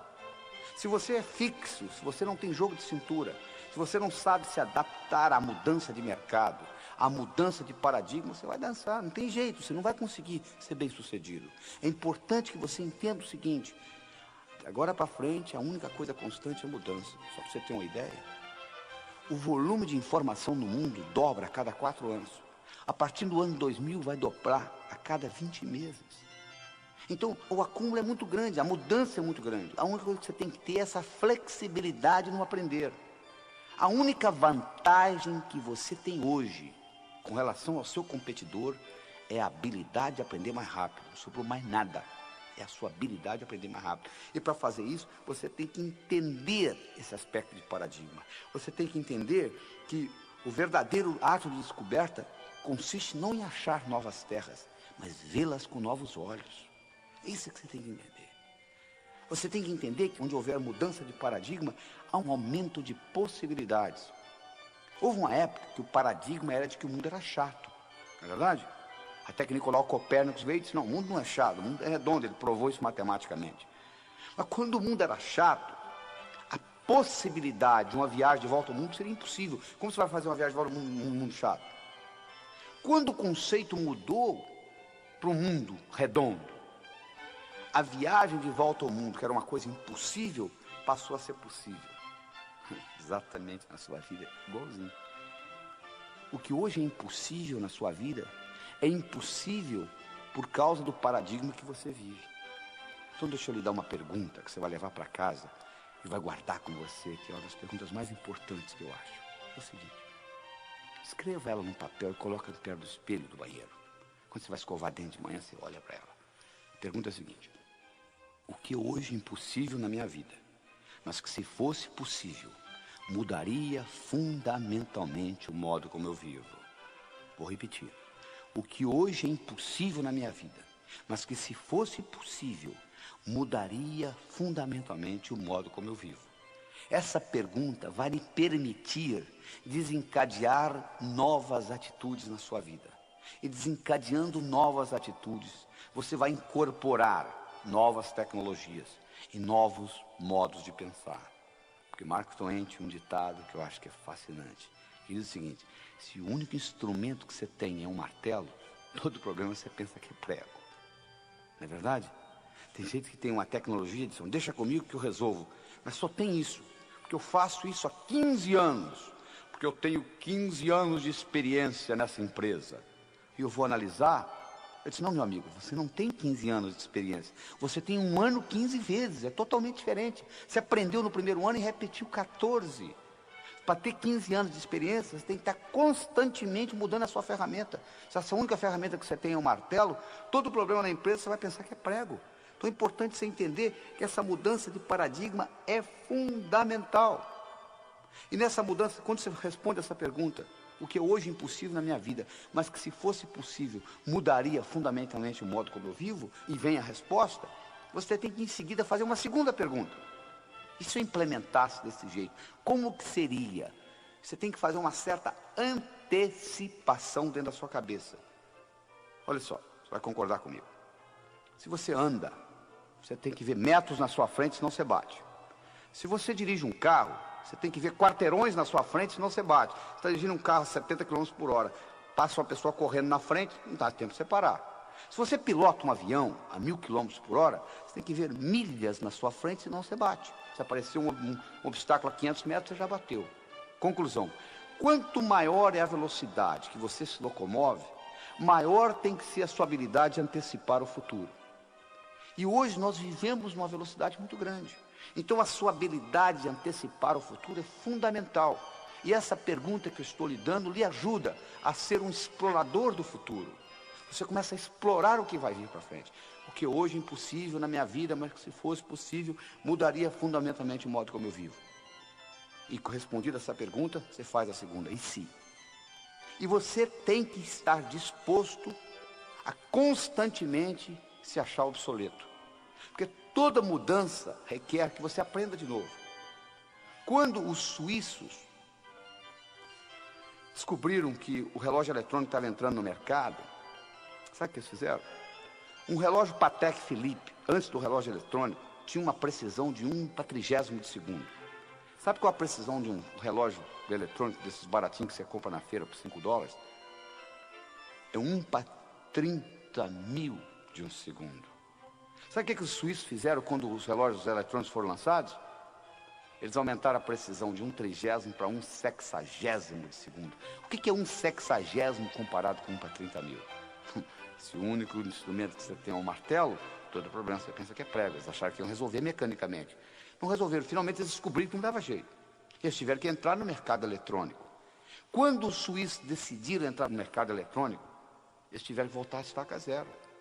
Toda vez que você muda um paradigma, você tem que voltar a estaca zero. Eles tiveram que aprender eletrônica com os japoneses e os americanos.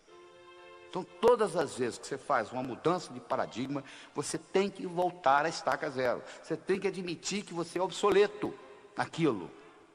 É importante você entender isso. O único jeito de você crescer, você diz, eu estou obsoleto nisso, deixa eu aprender com quem sabe. Mas tem gente que é arrogante. A arrogância é cegueira cognitiva.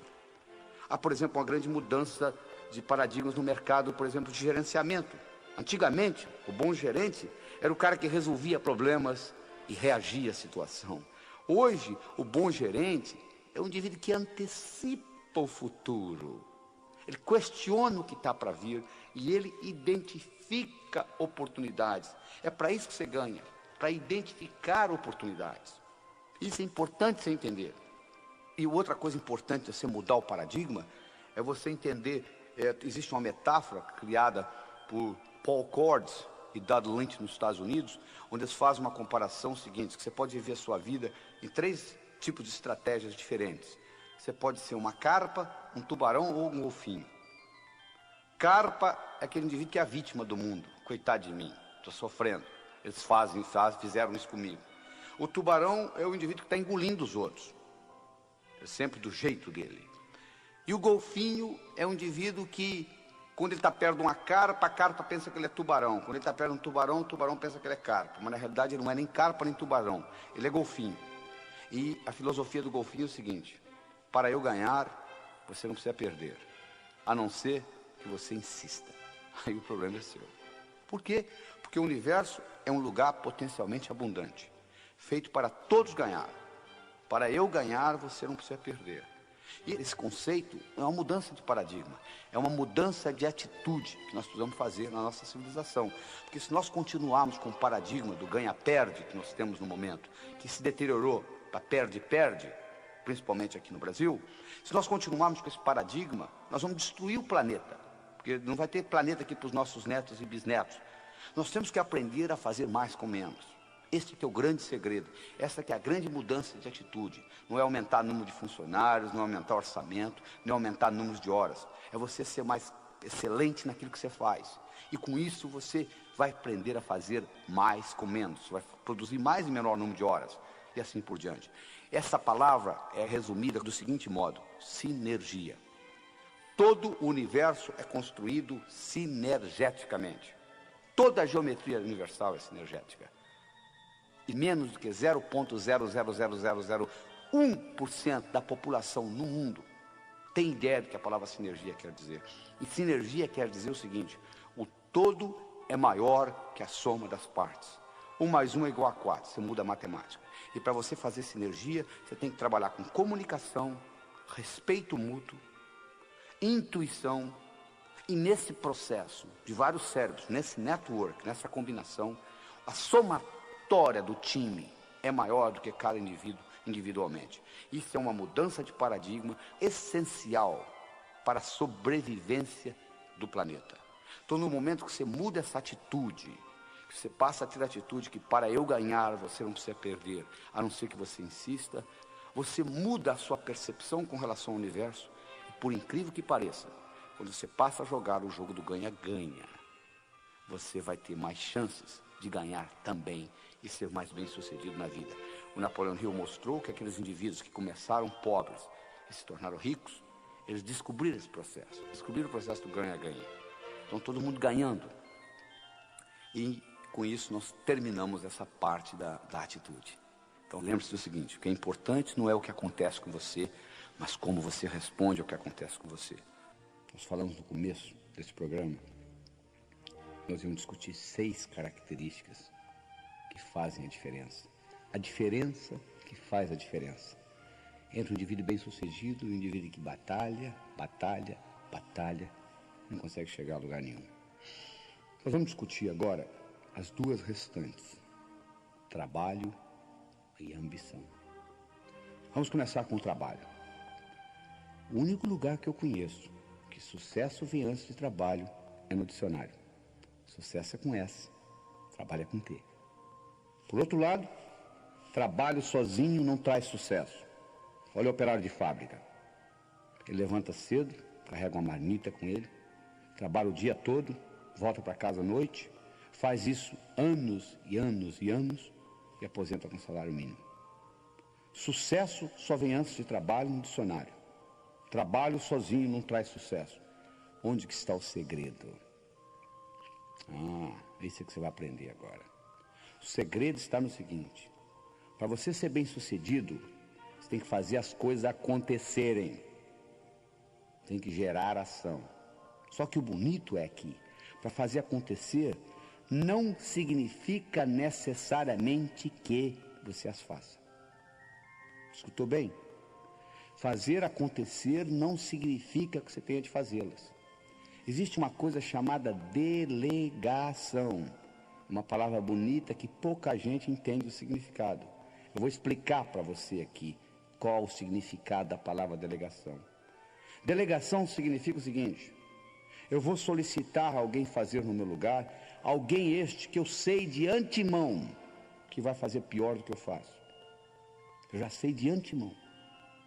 E vou solicitar por 2 razões. Primeiro, porque eu, delegando, vai me dar tempo livre para fazer outras coisas mais importantes. E segundo, tão importante quanto a primeira, eu vou dar ao outro indivíduo a oportunidade de crescer. Você chegou onde você chegou na sua profissão porque alguém delegou alguma coisa, alguém deixou você fazer antes de você estar bom naquilo. Então, quando eu delego alguma coisa para alguém, de antemão eu sei que a pessoa vai fazer pior do que eu. Mas mesmo assim eu delego. Eu delego porque eu dou a ela a oportunidade de melhorar.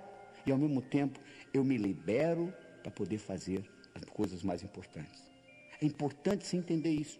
Porque o que realmente dá resultado no mundo é você ter ideias abstratas e implementá-las.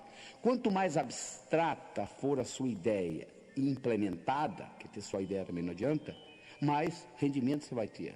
Se eu tiver uma ideia sobre transportes, vai gerar mais dinheiro que se eu tiver uma ideia sobre carros.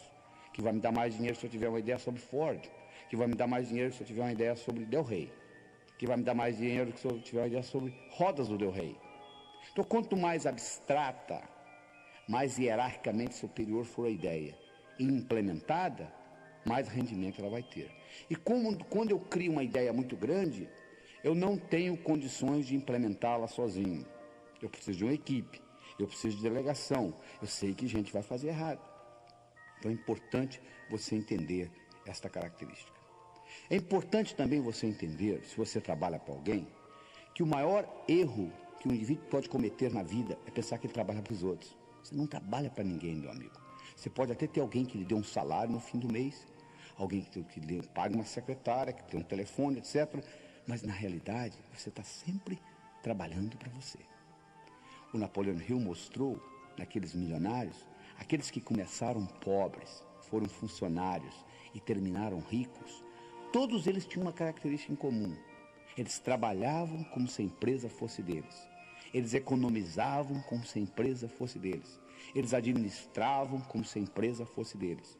Porque isso estava dando a eles know-how, conhecimento de como administrar uma empresa. E quando eles abriam a deles, eles já tinham essa experiência. Porque o indivíduo, de modo geral, diz assim: não, eu não vou me empenhar nessa empresa porque ela não é minha. O dia que eu tiver a minha, sim. Mas aí você perde a oportunidade de praticar ser dono de empresa. Você pode praticar ser dono de empresa na empresa do outro.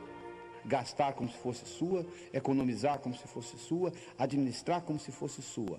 E com isso, você está pegando know-how, para administrar a empresa. É importante você entender isso.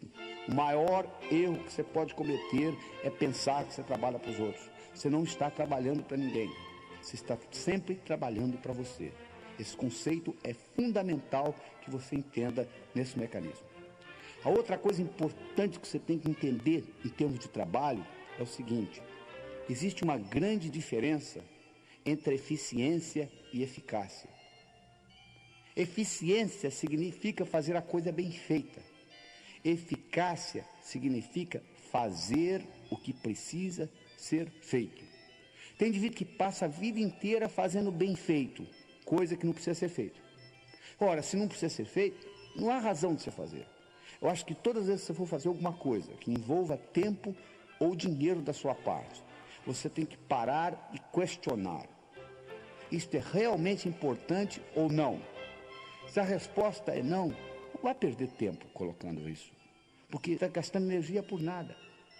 Tem uma história muito interessante que eu conto, que é o seguinte: nos Estados Unidos é uma sociedade de consumo muito maior que a brasileira. E nos Estados Unidos troca-se aparelho doméstico com muito mais frequência do que aqui, incluindo geladeiras. E se você é mais antigo, se você visita a sua avó, você vai ver que a geladeira da sua avó, se ela é mais antiga, ela é diferente da sua. Ela tem uma tranca na porta, né? Que as geladeiras mais modernas hoje não têm. Mas essa geladeira, nos Estados Unidos, houve uma situação, uma época, em que aquelas geladeiras eram mudadas, renovadas. Então a geladeira velha ou ia para o junkyard, ou ia para o ferro velho, ou ia para o basement, que é o lugar mais baixo da casa. E as crianças gostam de brincar com aquilo. Então aconteceu 3 ou 4 casos, praticamente numa semana, por coincidência, onde crianças americanas, 3, 4, 5 anos, brincando, entravam dentro de uma daquelas geladeiras e a porta batia e elas ficavam presas e morreram asfixiadas. Então foi uma grande confusão nos Estados Unidos, e eles resolveram fazer o seguinte: criar uma tranca de dentro para fora também, para poder abrir a geladeira caso alguém ficasse preso dentro da geladeira. E montaram um sistema onde eles iam ensinar todo o jardim da infância como fazer isso. Na hora que estava prontinho para começar, veio um sujeito e disse: para, não precisa nada disso. Coloca um imã na porta da geladeira, como você tem hoje na sua casa. Quando a porta fecha, o imã segura. Se alguém ficar preso lá dentro, é só empurrar com o pé, abre. O cara disse: mas eu já estou com tudo montado para ensinar. Disse: mas não precisa. Olha a diferença. Eficiência: eu estou com tudo montado para ensinar a todas as crianças do jardim da infância como abrir geladeira de dentro para fora. Eficácia: não precisa. Então eficiência é fazer bem feito. Eficácia é fazer o que precisa ser feito. Quando uma coisa é realmente importante, vale a pena fazê-la mal feita. Isso é que você tem que entender. Então, você tem que entender o seguinte: todas as vezes que você for fazer alguma coisa que vai requerer tempo ou dinheiro da sua parte, pergunte: isso é realmente necessário ou não? Se a resposta for não, não perca tempo. É importante você entender isso. É importante também você entender no seu trabalho que, se você tem a função, se você quer ter a função de líder, existem certas características de liderança no trabalho. Por exemplo, o líder é um visionário. Ele tem uma visão. É importante você ter uma visão. E a visão geralmente tem que ser maior do que a instituição. Nunca pode ser uma visão de uma empresa ganhar dinheiro. Pode ser consequência. A empresa está lá para ganhar dinheiro. A empresa tem que ter lucro, senão tem que fechar. Mas não pode ser visão. Visão é importante, uma visão maior para servir a sociedade. E como consequência você ganha dinheiro. Um indivíduo, para ser líder, tem que entender de realidade. Ele tem que saber qual que é o mercado. Porque se você não entender do mercado do seu produto, não tem jeito de você ir para frente. Então você tem que levar em consideração isso. Você tem que levar em consideração que você tem que ter coragem para implementar coisas, para transformar a realidade em visão. E todas as vezes que você falar alguma coisa, fizer alguma coisa, ou ser alguém no sentido de mudança, meu amigo, você vai ser criticado. Você tem que entender o seguinte: criticismo faz parte do sucesso. Você, para ser bem sucedido profissionalmente, você tem que estar disposto a ser criticado. Porque o único jeito, eu tenho uma fórmula mágica para você: você nunca será criticado na vida. É muito simples. Não fale nada, não faça nada, não seja ninguém. Porque no momento que você falar alguma coisa, no momento que você fizer alguma coisa, ou no momento que você for alguém, você vai ser criticado. Então, uma das coisas que você tem que treinar bem cedo é o seguinte: eu vou ser criticado. Eu vou ser criticado no meu trabalho, eu vou ser criticado na minha empresa, eu vou ser criticado no meu bairro, se eu fizer alguma coisa diferente. Toda vez que você sair fora do que eu chamo a boiada. O que eu chamo da boiada? Se tiver uma boiada, se um boi cair no buraco, você sabe que o outro que vem atrás cai também? Porque o boi, a única coisa que ele faz é olhar no traseiro do outro. Se um caiu no buraco, o outro cai. O cavalo já não é a mesma coisa. Se um cavalo cair no buraco, o outro não cai. Então, se você faz parte da boiada, ninguém lhe incomoda, porque estão um seguindo o outro. No momento que você saiu fora da boiada, diz: olha, eu tenho uma coisa diferente para lhe mostrar. Imediatamente, criticismo vai começar na sua vida. Faz parte do esquema. É impossível você ser bem-sucedido sem ser criticado. Então é importante você entender isso. Então essas características são fundamentais para você entender esse aspecto do trabalho. Então, você nunca trabalha para ninguém, você está sempre trabalhando para você, você tem que fazer as coisas acontecerem. Não significa que você tenha de fazê-las, você pode delegar. Isso aí é importante você conceber isso. E que a diferença entre eficiência e eficácia. Eficiência é fazer bem feito, eficácia é fazer o que precisa ser feito. Muito bem, nós estamos chegando à última etapa da história, né? Ambição. Ambição. O indivíduo chega para mim e diz assim: doutor Laíra, eu não quero mais nada na vida. Eu digo para ele: está na hora de você morrer. Mas por quê? Porque a vida é um constante aprender. Você só aprende fazendo. Você diz que não tem mais nada para fazer, está na hora de você ir embora, então. Você tem que sempre ter uma ambição sadia, sempre. Os indivíduos que vivem muito, os indivíduos que produzem muito, os indivíduos que são bem-sucedidos, eles têm uma ambição maior. Não tem nada errado se você não quiser ter. Eu me lembro do caso de um indivíduo que estava sentado na primeira fileira uma vez nos Estados Unidos. Eu estava dando um curso, um indivíduo de 60 e poucos anos de idade, assistindo esta apresentação que eu estou dando aqui para você. E ele levantou a mão e disse assim: doutor, as suas ideias são muito interessantes, eu estou escutando aqui quase 2 horas. Deixa eu contar para o senhor uma coisa. Eu dirijo um carrinho de biscoito, eu entrego biscoito nas padarias. Eu abasteço o carro de manhã e vou de padaria em padaria entregando. E eu volto para casa, lavo o carro, preparo para o dia seguinte. Eu estou fazendo isso há mais de 30 anos, estou quase me aposentando. De modo que essas ideias do senhor são muito boas. O senhor quer saber de uma coisa? Eu vou continuar dirigindo meu carrinho de biscoito. Eu falei com ele: meus parabéns. Alguém tem que dirigir o carrinho de biscoito. Não tem nada errado no senhor dirigir o carrinho de biscoito. O que tem de errado, meu amigo, é que tem muita gente que no fundo, quer dirigir carrinho de biscoito e culpa a sociedade, o governo, a inflação, porque não vai para frente. Se você quer dirigir o seu carrinho de biscoito, dirija. Mas não culpe os outros. Por que você não consegue outros cargos? Pessoas, chefes, patrões, podem lhe segurar temporariamente. Você é o único que consegue segurar você definitivamente. Você não consegue segurar um sujeito bom lá embaixo muito tempo. É uma coisa que você pegar uma bola, colocá-la na piscina e segurar a mão. Vai chegar uma hora que a mão cansa, a bola sobe. Se você é realmente bom, independente do governo, do patrão, da inflação, da empresa, você vai subir. Essa é a realidade. Agora, se você quer dirigir carrinho de biscoito, dirija seu carrinho de biscoito, alguém tem que fazê-lo, não tem dificuldade, não tem problema. Ah, mas doutor, eu não tenho opção, porque é o jeito que eu trabalho. Não, opção você sempre tem, meu amigo.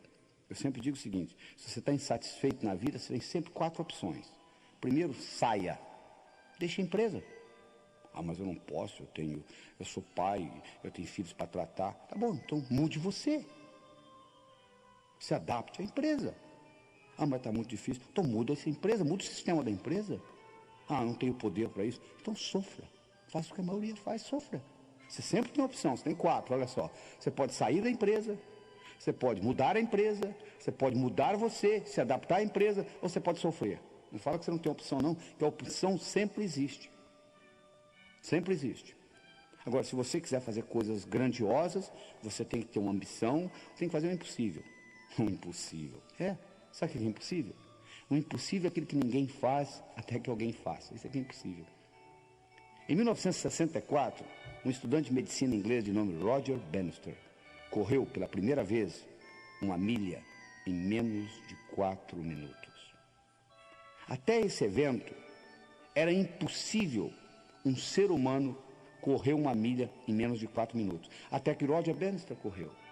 Depois que Roger Bannister correu, nos próximos 12 meses, 19 outros atletas correram. Hoje, um atleta classificado, renome, Correr uma milha em menos de 4 minutos não é nem notícia de jornal. Olha que interessante. Uma coisa que era impossível até 1964, hoje é cotidiano. É um atleta correr uma milha em menos de 4 minutos. Era impossível você fazer a viagem de Portugal ao Brasil, uma caravela em meses. Hoje você pegar um Concorde, você atravessa o Atlântico em 3 horas. Era impossível isto há 100 anos atrás. Hoje é comum. Então você observa o seguinte, se você partir do princípio que é impossível, você não vai fazer nada. O impossível é aquilo que ninguém faz até que alguém faça. Isso é que é impossível. Então você tem que realmente fazer o impossível. Você tem que fazer coisa que parece que não pode ser feita. E com isso, você vai progredir na vida. Ah, mas doutor, mas o problema é que eu não tenho sorte. Sorte? Não existe sorte, meu amigo. Sorte é quando preparação encontra oportunidade. Isso é que é sorte. Deixa eu contar para vocês a minha história particular. Em 1975, eu morava em Teófilo Otoni, no Nordeste de Minas, e nós tínhamos um grupo de médicos, nós construímos um hospital lá, o Hospital São Lucas. Era uma sexta-feira à tarde, o telefone tocou, de um hotel. Eles disseram, nós temos um hóspede aqui com dor no peito. Dá para ouvir? Eu falei para o indivíduo, olha, eu estou saindo para um fim de semana longo, chame outro. Mas nós chamamos os 2 médicos, falaram a mesma coisa. Eu falei, tá bom, estou indo aí. Eu cheguei lá, o indivíduo estava com dor no peito, eu fiz um eletrocardiograma nele, ele estava tendo um infarto. Levei-o para o hospital. Ele não falava português direito. Ele tinha vindo até o Teófilo Otoni comprar pedras preciosas que ele vendia nos Estados Unidos. Conversando com ele, ele me perguntou assim, você conhece o meu filho? Eu falei, quem que é seu filho? Ele me falou o nome do filho dele. Eu falei, bom, eu não conheço seu filho pessoalmente, mas eu conheço os trabalhos dele, eu conheço os livros dele, eu conheço as publicações dele. O filho dele era um chefe de pesquisa na Universidade de Harvard, nos Estados Unidos, que é provavelmente a universidade mais sofisticada do mundo. 48 horas depois, o filho dele saiu dos Estados Unidos e veio para o Teófilo Otoni para ajudar a tomar conta do pai. E ficou lá e fez amizade com a gente, falava português bem, porque ele era casado com uma brasileira, etc. Na véspera dele ir embora, porque o pai tinha tido alta, eu tinha um centro de estudo no hospital, e aquela noite, por coincidência, não é coincidência, sincronicidade, eu ia falar. Eu ia falar exatamente sobre um assunto de cardiologia, que o filho dele também era cardiologista. Eu ia falar sobre arritmias na fase aguda do infarto. Aí eu pedi permissão aos meus colegas, que tinha cada um uma especialidade diferente, um cirurgião, um ginecologista, um ortopedista, se eu poderia falar no nível do Peter. Eles não iam entender nada, mas o Peter ia ficar extremamente impressionado. E eles falaram, tá bom, vai em frente. Eu dei uma aula no nível do Peter. Quando eu terminei a aula, ele veio para mim e disse assim, Laí, você quer ir embora para Harvard? Eu te levo comigo. Eu falei, na época, eu falei, não, sou o dono da região aqui, faço o que eu quero, estou muito bem. Bom, o fato é que 6 meses depois, eu conversando com ele no telefone, e eu estava um pouco deprimido naquele dia, eu perguntei para ele, e aquela oferta que você me fez? Ele disse, continua de pé, você já tem validação do seu diploma aqui nos Estados Unidos, que eu tinha feito a prova passada, por que você não vem? Eu fui. Bom, eu fui de Teófilo Otoni direto para Harvard. Quando eu voltava ao Brasil para fazer conferências nos congressos, os meus colegas de profissão diziam assim, Laí, você é um cara de sorte, hein? Eu falo, por quê? Você está lá no Nordeste de Minas, lá em Teófilo Otoni, você é um sujeito lá de Harvard, vem, te leva com ele. Eu falei, sorte? Tinham 21 médicos na sala, por que não levou os outros 20? Sorte é quando preparação encontra oportunidade. Eu estava preparado e a oportunidade apareceu, é só isto. Não tem mais nada, não. Então, esteja preparado, porque as oportunidades aparecem na sua vida. Só que o óbvio só é óbvio para a mente preparada. A oportunidade, às vezes, está no fundo do seu quintal, você não consegue distingui-la. O óbvio só é óbvio para a mente preparada. É importante você levar isso em consideração. Está entendendo? Então é isso que está aí, não existe sorte. Eu sempre digo o seguinte, quanto mais você pratica, mais sortudo você fica. Essa que é a verdade. Ah, mas doutor, aí, eu tenho tantos problemas, se eu tivesse os problemas que eu tenho, problemas. Sabe que não tem problema, meu amigo? Pessoal que mora no cemitério.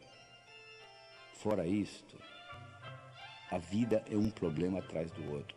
E eu não gosto de dar conselho, não, mas vou lhe aconselhar o seguinte. Não conte os seus problemas para os outros. Sabe por causa de quê? 80% não está nem aí. E 20% está feliz que você os tem. Tá bom? perder tempo contar seus problemas para os outros. Problema faz parte do viver. O segredo não é você ficar sem problemas. O segredo é você encará-los de uma forma diferente. Os seus problemas são os seus melhores amigos. Deixa eu contar para vocês um problema que eu tive que fez uma diferença muito grande na minha vida.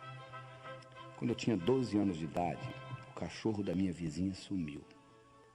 A vizinha veio e disse: "Laí, você roubou meu cachorro." Eu nem sabia que só tinha cachorro. Roubou, não roubou, roubou, não roubou. Ela foi no posto policial e deu parte. Eu fui chamado lá. Veio uma intimação para meu pai. Meu pai me apresentou a intimação e disse: "Laí, estão me chamando no posto policial." Eu disse: "Papai, o senhor vai lá comigo?" Eu disse: "Não, de jeito nenhum. Você vai sozinho." "Papai, eu tenho 12 anos." "O problema é seu."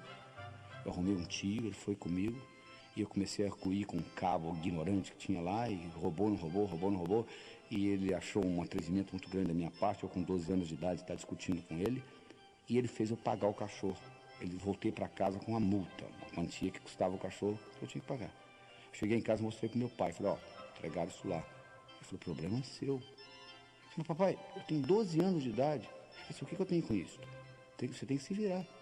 Por coincidência, como eu disse, não tem coincidência, por sincronicidade.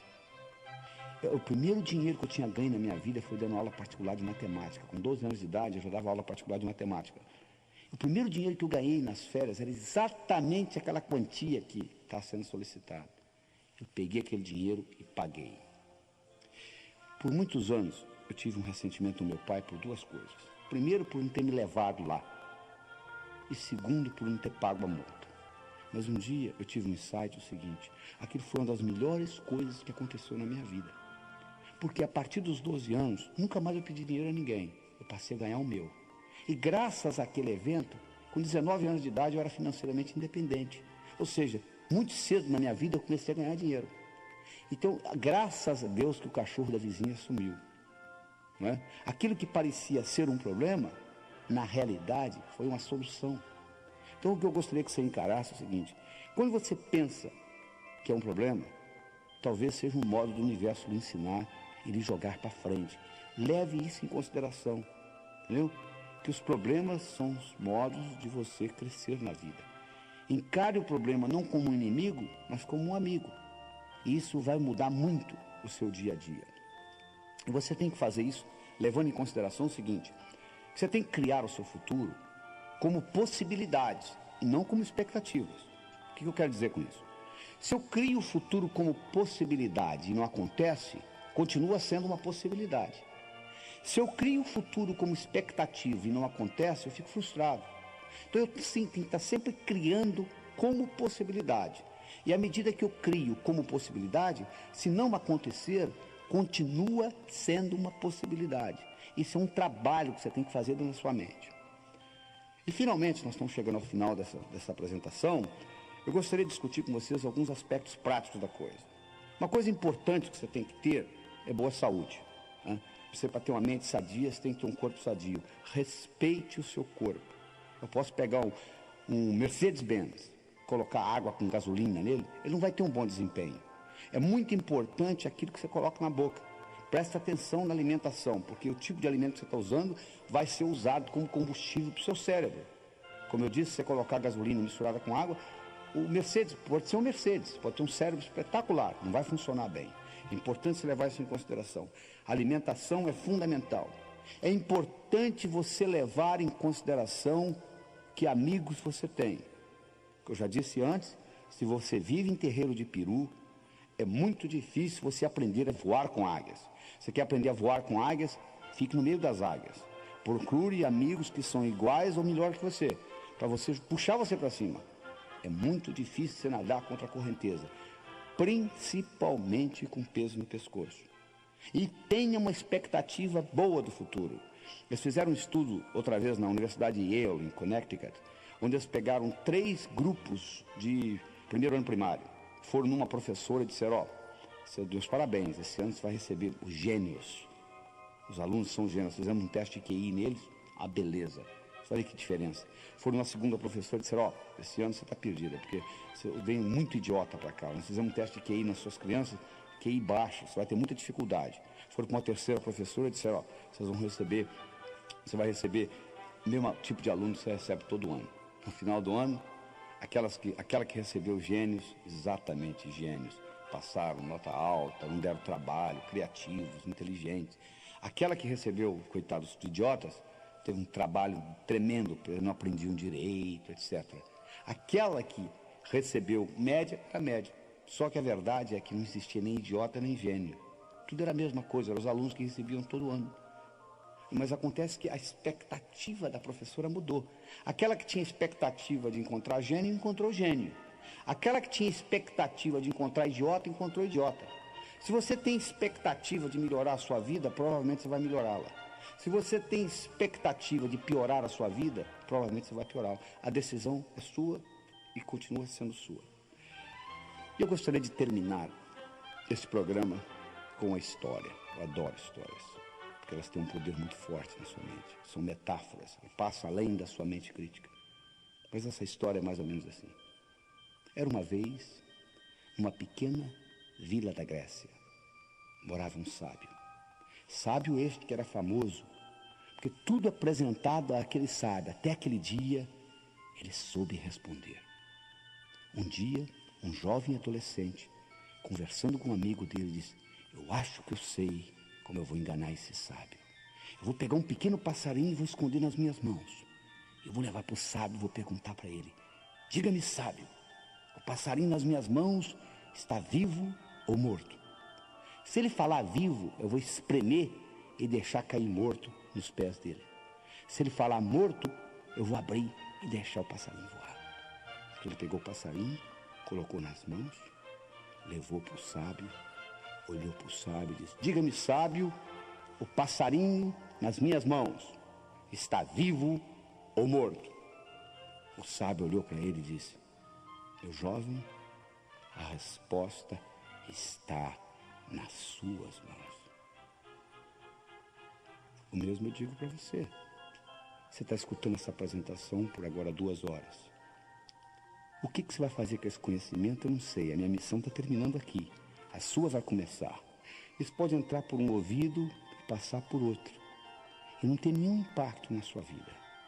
Ou você pode escutar essas fitas de novo, reavaliá-las com novos olhos, descobrir aquilo que você perdeu na primeira, porque eu oriento, você tem que escutar isso mais de uma vez só escutando não vai resolver, porque eu coloquei muita informação em curto período de tempo. Escute 1, 2, 3 vezes, analise, veja como você pode aplicar isso no seu dia a dia, porque só escutar e achar bonito não resolve nada, você tem que implementar, você tem que colocar em prática isso que eu estou lhe passando. Mas eu gostaria de deixar, finalmente com você, a seguinte mensagem: o seu sucesso, tanto pessoal quanto profissional, esteve, está e sempre estará nas suas mãos. Lembre-se do seguinte: intenção sem ação é ilusão. Ouse fazer e o poder lhe será dado. Até logo.